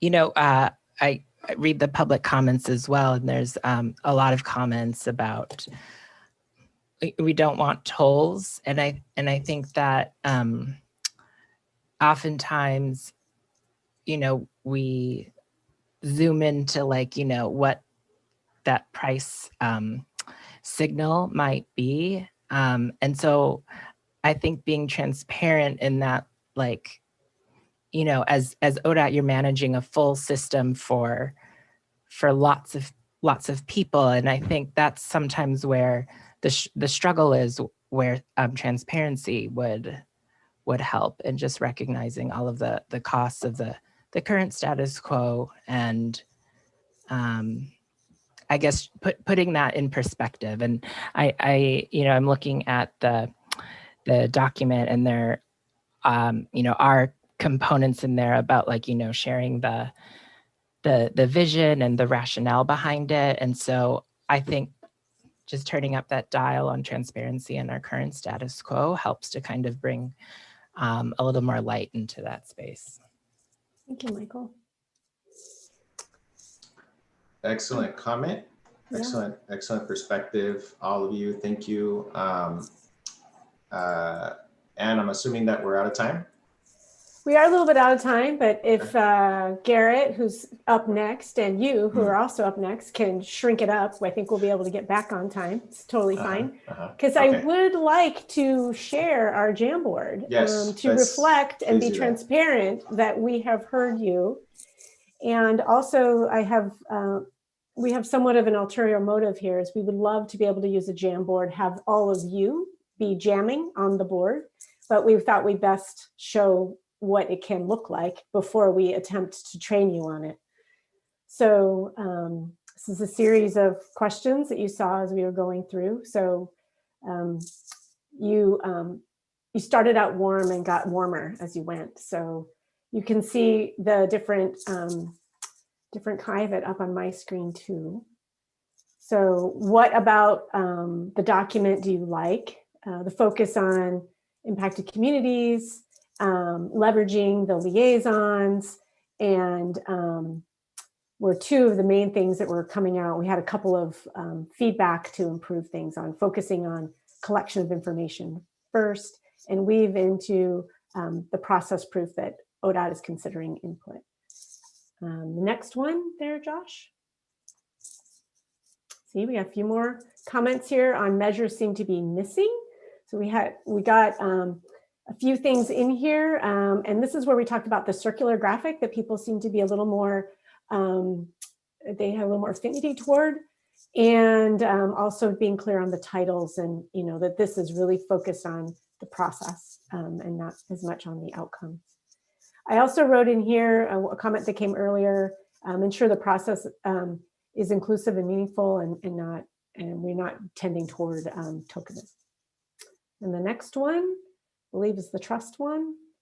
So we had a lot of comments on that. And I guess the thing that really resonated with me and with a few others of you is this notion of transparency, and perhaps that should be the goal or the objective rather than trust, because trust is pretty lofty and does happen over time. And this is just one project. So that really resonated with me. So that would be something that the project team takes back. Then I don't know that we got to, there was one more question, but of course we can share these questions with you and we still want answers to them. What's the next one? Oh, additional thoughts? We had a couple people typing, so that visual, switching from a pyramid to some type of circle and presenting the pros and cons, and it's more of a trade-off, is what I was hearing. And I think there might have been one in the bike rack parking lot, car park, revisiting the land acknowledgement and making sure we're focusing on objectives and what we're trying to achieve. Thank you very much for working through our Jamboard and giving your feedback. It's very, very useful. I am going to turn it to Chris to sort of walk us through, and he's mentioned a little bit about how we're turning from process equity to outcome equity. And Garrett are going to walk through that just a little bit. So Josh, if you can bring up the presentation again. And just on a time check, we need to be done with this portion to have Elizabeth come up at 5:30. So if you can run through this really quickly, because I do not want to shrink Elizabeth's time for Metro. All right. That sounds good. So before I move forward though, Anne, I think we are requesting volunteers, yes? Yes. To kind of, so how is that going to happen? Are we looking for raised hands after the fact? If people want to let us know today, that would be great. Also, you can just send an email, in the future as well. And we will be reaching out afterwards to just remind you of some of our requests. Great. Yes. So we need your help. So please help us improve those process outcomes, performance measures, and evaluation criteria. Thank you. So moving on to outcome equity. So we already talked a little bit about it. We've been focused on the engagement piece, but then now what are the outcomes that we're seeking? And so if we look at the equity framework and what we defined as outcome equity, it states that outcome equity means that the toll projects will acknowledge existing inequities and will strive to prevent historically excluded and underserved communities from bearing the burden of negative effects that directly or indirectly result from the toll projects, and will further seek to improve overall transportation affordability, access to opportunity, and community health. That's a mouthful, but basically the idea is kind of assess and acknowledge the inequities, right? Share those out, make sure that we're avoiding additional harm, and then very importantly, what this project is trying to do, we're not just trying to say we're gonna just harm you a little bit here. No, we are trying to advance equity. We're trying to improve transportation affordability, access to opportunity, and community health. So Garrett's gonna take it from here and talk a little bit about how we're starting to kind of get those wheels turning. And then, as mentioned, he's gonna pass it on to our guest speaker for today, Elizabeth from Portland Metro. Actually, can you go back a slide? So that very end of that last sentence, the transportation affordability, that dovetails really well with the Oregon Transportation Commission's directive for low income and environmental justice. Accessible opportunity we're going to combine that with the transit and multimodal work, and community health and the neighborhood safety piece work. So those are kind of our three buckets of content that we're going to work through. Can you go to the next slide? And so provided to you is kind of a draft of what the document that exists today for 205, but we're in the process of updating that based on a lot of the community feedback. And then we're going to loop back in and bring that to you all. Because again, in these kind of larger, more systemic processes, what gets measured gets done. And so we want to make sure we're measuring the right pieces. Next slide. And so I've talked about this already, so I won't go back over it, but this is really where I think we're going to get our game plan together. We'll bring some ideas to you all next time, but I'm really looking forward to getting into some of the nitty-gritty details on this at our next meeting. Next slide. So I'm going to hand it over now to Elizabeth Morass O'Hara, and Metro is ahead of us a bit in this game, which will be very helpful on the outcome measures for equity. And so they'll do a presentation. They're kind of looking for feedback, and be sure to keep a bit what they've done in their mind as we dive into this in our next presentation. Thanks. Elizabeth. All right, can you hear me?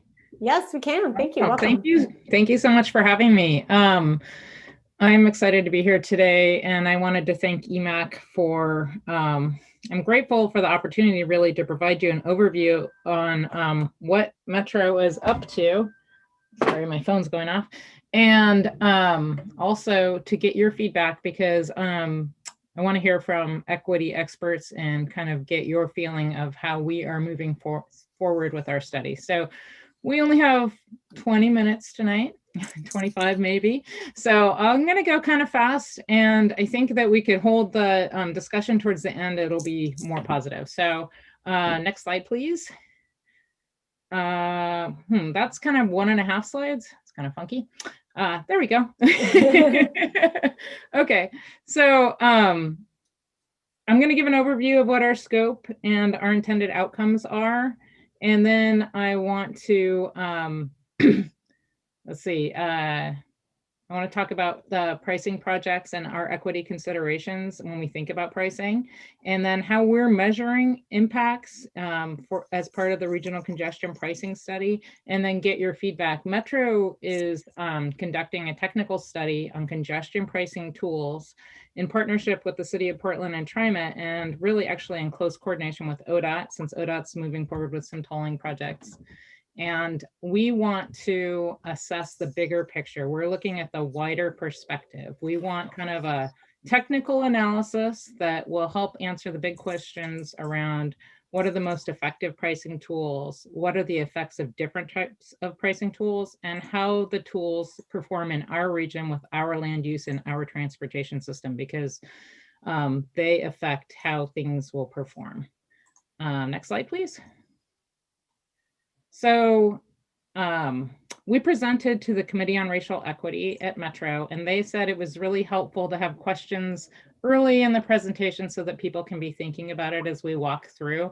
So I'm giving you all the same benefit. I'm hoping it's helpful, but just to have you thinking about what kinds of things you think can help us understand how to indicate equity, whether it's being positively or negatively impacted by a transportation project, how we are using data, and what else we might want to consider when we're putting together our equity measures, because we're not done with this study, but we're working through what we know we can measure and thinking about what kind of findings that we need to have to share with people in the future if they're moving forward with a project, so that they can be thinking about equity holistically.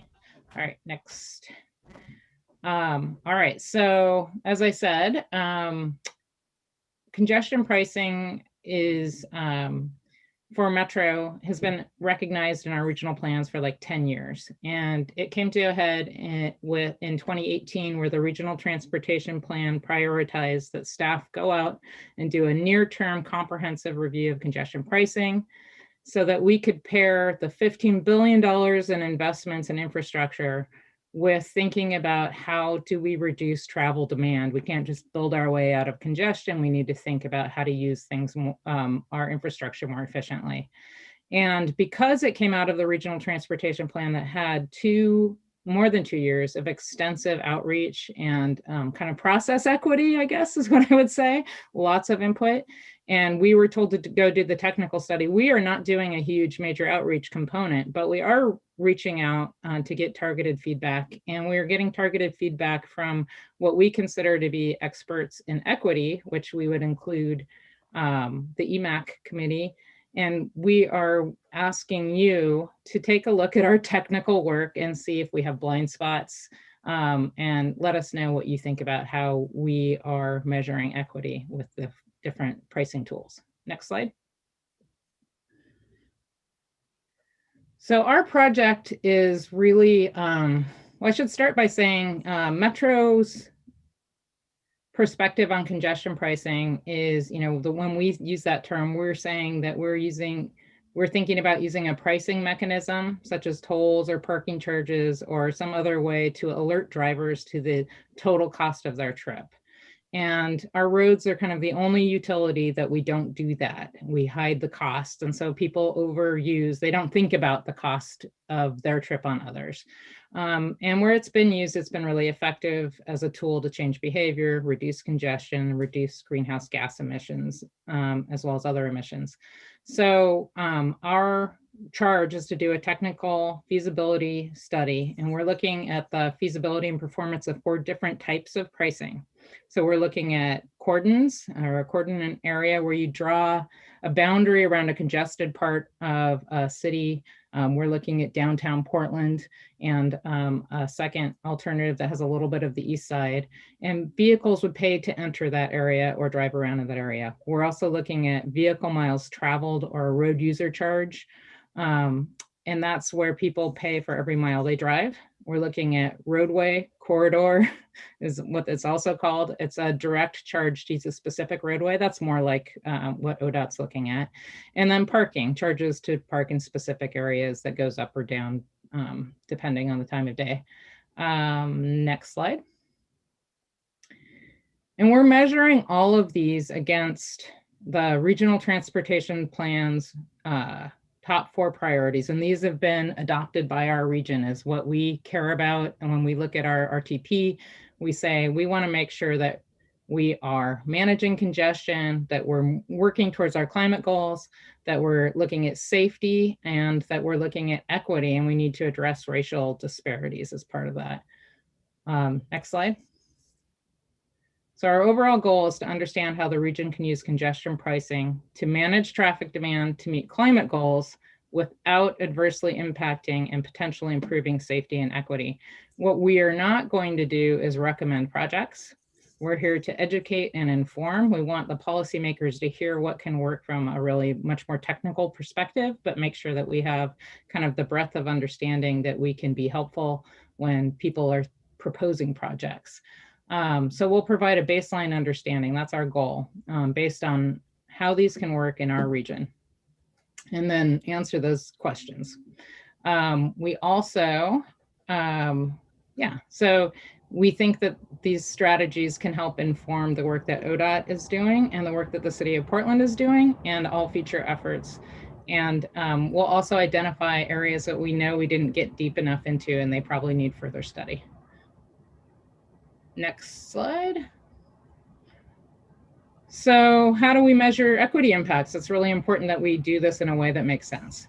So we want to review the current state of equity. We know our current system is not equitable and it has uneven outcomes and it charges some people more and it favors spending on automobile infrastructure. We want to compare the performance of different pricing strategies to existing conditions and to other pricing strategies so we can see which ones seem to be working better, what are some concerns, what are some areas that we want to focus on, and then identify issues of concerns and whether and how they could be addressed. So I'll go into that in a little bit. Next slide. So one of the ways that you can address concerns is how you develop your pricing program. You can build some things into a program that automatically help make it more equitable. And the same type of project, the same, we're going to charge X toll on X road, can be a much more equitable project if you build affordability into that. You could have discounts for key groups, more flexible. It's actually, pricing projects can be more flexible than the gas tax, which we know is regressive. So there can be ways that you can get at equity by providing discounts and exemptions for key groups. You can focus the revenue in areas where there are deficits, like where they need more transit, they need better sidewalks, key neighborhoods. Investing in senior and disabled services is hugely helpful. And then you can also target the pricing benefits to key locations. Like you can look at an area and say, this is a low income area that could really benefit from better transportation access. So maybe your pricing program makes sure that autos and buses move better there. Next slide. So there are evaluating the equity of pricing is kind of a multi-process thing. You can look at the program design, but we're also moving beyond that. We'll be documenting kind of the best practices. We're going to test these four different pricing strategies, and we're in the middle of that to understand what kind of impact they have on our region. And we're going to try to get a better sense of, if we apply the transportation modeling and census data and geographic analysis, what happens in key areas, what happens for areas that have limited transportation options now, and how it affects different groups. And I want to start with a disclaimer. We're going to rely a lot on our models, and we're also going to rely a lot on census data and geographic analysis to try and demonstrate how things operate. And they're all kind of a snapshot in time, and they're not perfect. And there's that quote about modeling that everybody uses, that all models are wrong, but some are useful. And so we're going to just be upfront about that. We think they're useful. Next slide. So these are the 4 RTP priorities and different ways we think we can measure them. The ones that I want to focus on with you today are the equity measures and accessibility.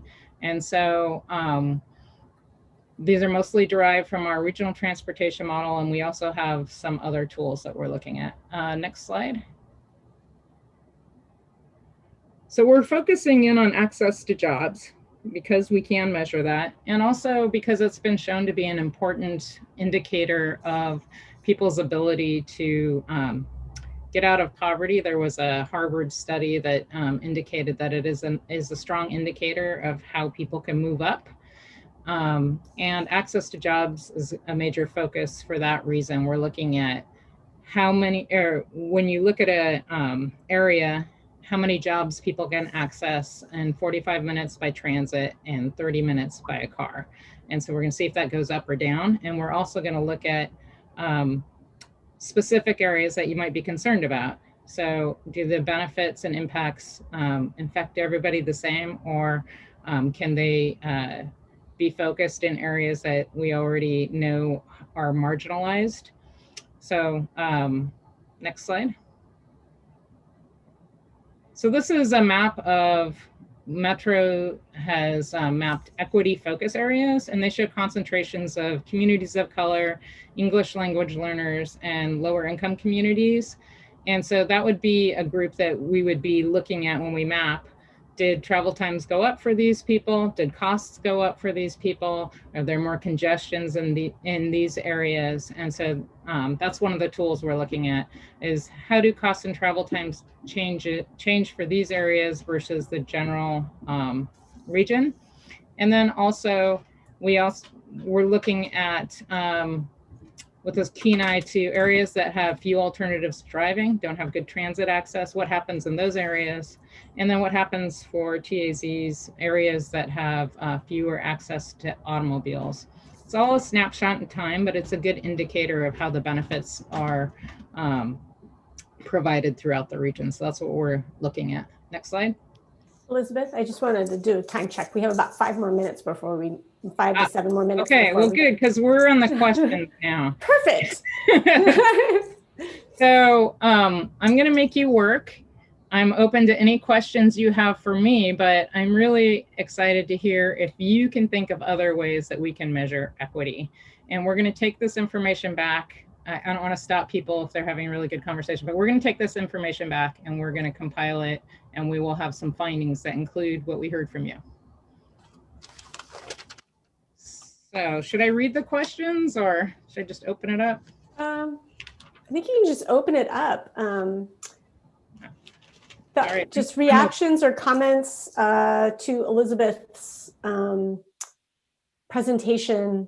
And I think the key one she mentioned is, what else can you add to our equity measures and considerations for this study? And it was really wonky. Sorry about that.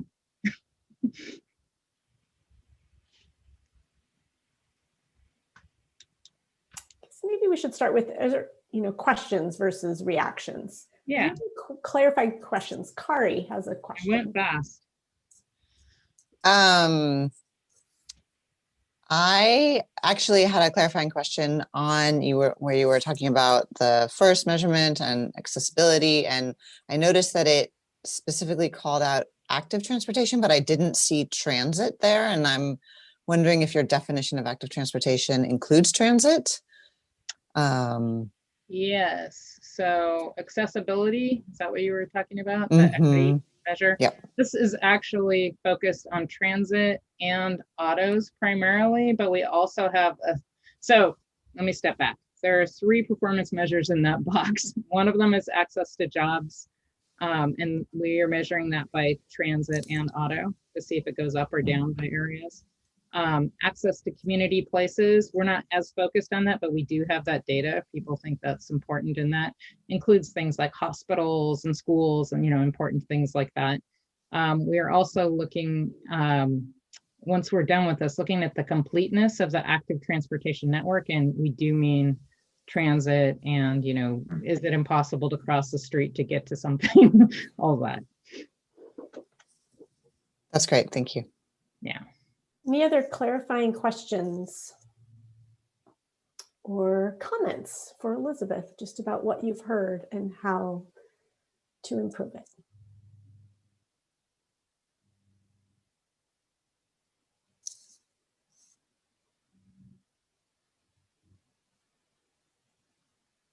I think Abe has a hand up. Oh, I'm sorry. Abe. No worries. Yeah, I guess a quick question and a quick comment is when you say the region, is that the UGB at large or beyond, outside of the UGB into the surrounding counties and north into Washington? That's a good question. So as Metro, our jurisdiction is really the UGB. However, we have done some scenario modeling that takes into account the area north of the river, because it's kind of important to understand that. So we have some data for both, but our main focus is the urban growth boundary area. Okay, it'd be interesting to see if there's any significant differences between the different pricing models and outside the UGB down into Washington County and Clackamas County as well. I'm curious too if you guys have looked at any health impacts associated with the different pricing models, whether it's asthma or heart attack or. It's a really good question. We do know that emissions really affect people's health, and that people near congested areas tend to be lower income, people of color, and other marginalized groups that are more affected by emissions.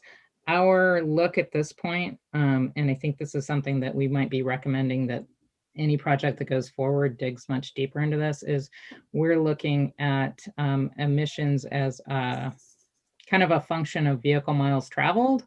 And it's going to be more like, does it reduce, or, how well does it do at reducing the amount of emissions? I don't know if it's going to be as targeted as we would want for a project. Kari? Oh, sorry. Did you have another follow-up, Abe? Nope. No, that was it. Kari, did you have another comment or question? I didn't, but I will. Okay. And this might actually be less a question for you, Elizabeth, and more for the sort of coordination and collaboration between your work and the ODOT team.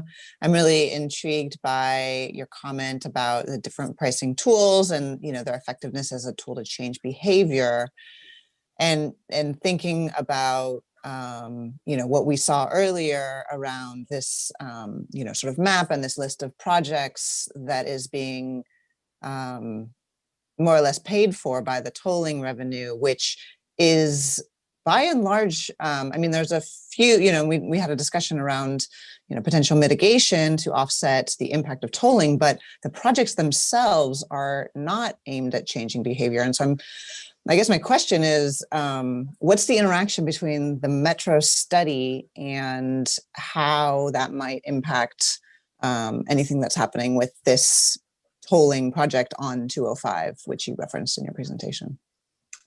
That is a great question. So we do have, we have been trying to coordinate closely with ODOT and the City of Portland, because they're both looking at different types of pricing. And we're parallel, but not guiding each other so much. as sharing information, I guess. We're hoping that our findings will help, you know, all the different projects moving forward to think holistically about how pricing can work better or not. And we're not just measuring the equity piece, but we are measuring what we can out of equity. So I would say that often this is kind of a strange Metro project, as we're just like trying to be really technical at this point. But I am confident that the findings that we have will be reacted to by our political people and our policy people. And I'm sure that they're going to inform discussions between the different projects. Is that a good answer? Thank you. Any other comments or questions for Elizabeth? And then we're going to move on to sort of a wrap up of this particular meeting. Amanda. Yeah, I'm wondering, are these slides somewhere? Because I wanted to look at something that you showed a few minutes ago, but I feel like I need to read some of this a little more, think about it a little more before I could provide some input to the questions. Yeah, I can appreciate that. This was pretty fast, and you guys got the condensed version of 2 meetings that I had with CORE. So I just assumed you're a lot, you know, quick reads. But I think that the slideshow has been sent to you, and if not, we can make sure it is. And you're also more than welcome, and I would appreciate actually if you want to send me any questions afterwards or thoughts. And Amanda, we can make sure that you get that direct link. It was put online, but we'll send it to you again. And there was also a fact sheet that kind of went through it as well. Okay, I was looking in the emails and I couldn't find it. But. We will make sure that it goes very clear. Okay. There was a lot of links. So. Okay. Well, thank you so much, Elizabeth, for educating this group about other things that are happening. This is a big conversation there, and people can look at it different ways. And this is a nice intro into what we're going to be talking about next time. Great. Thank you for having me. Yeah. So we're moving on to next steps. I want to make sure that you are able to give us feedback on just how we're running these meetings. So we're sending a link to you. And so you should have an email from Nick Fazio, who you probably got your other link from. And that it's just a monkey survey with some evaluation questions. And we'll be starting to do this as we go, just as part of our effort of process equity. And we would ask that you do this right away before you move on to dinner, that while the meeting is really fresh in your mind. Our next meeting is March 31st. We'll be reaching out to you before then to have some discussions on that, to refine those process equity performance measures, and then also circle back around with you on the public involvement plan. Before I move, I'm going to, I guess, a reminder that to reach out if you have specific questions. We'll be reaching out to you, and so in between, I'm going to turn it to Hannah for any closing comments. Before I do that, just sort of giving you time to kind of check your email too for that link. I want to see if there's any other comments or questions just about everything we talked about today. We went through a series of things and just giving the toll program update, and then working on the performance measures, and then hearing the Metro presentation. It's almost like we had 3 different meetings in one meeting. Kari. Hi, sorry, I feel like I'm talking a lot today. I know we didn't have this on our agenda, and I heard somebody mention it earlier, but I'm hopeful that we could get some additional information about the legislation that was mentioned, because I think that is very relevant to our work, and it would be helpful, I think, to the committee to have an understanding of what that means, both, essentially for the work that we're doing here. We can do that. Thank you. other sort of reflection questions from today from the committee? Especially if there were folks who were quiet and absorbing everything and wanted to share something at the end. Hannah, I'm going to turn to you and just do some last minute reflections or and close out. Thanks so much, Anne, for a great meeting, and thank you everyone for your input. We have a lot of work to do with looking at the process equity performance measures and need your help. So if anyone is really enthusiastic about being in a little subgroup, please email us and we can get that going. And we're going to work really hard to work with you to kind of keep that moving, like Anne said, in between meetings, along with getting you the PI plan so that we can do all the fun and exciting stuff that Garrett kind of previewed for what's coming, so we can really get into outcome equity, Park. All right, well, thank you. Have a nice evening. Thank you. So don't forget to fill out your survey, please. It's very helpful to us. Have a good evening, all. Night, Thanks, everybody. everyone. Bye-bye. Bye. Have a good night.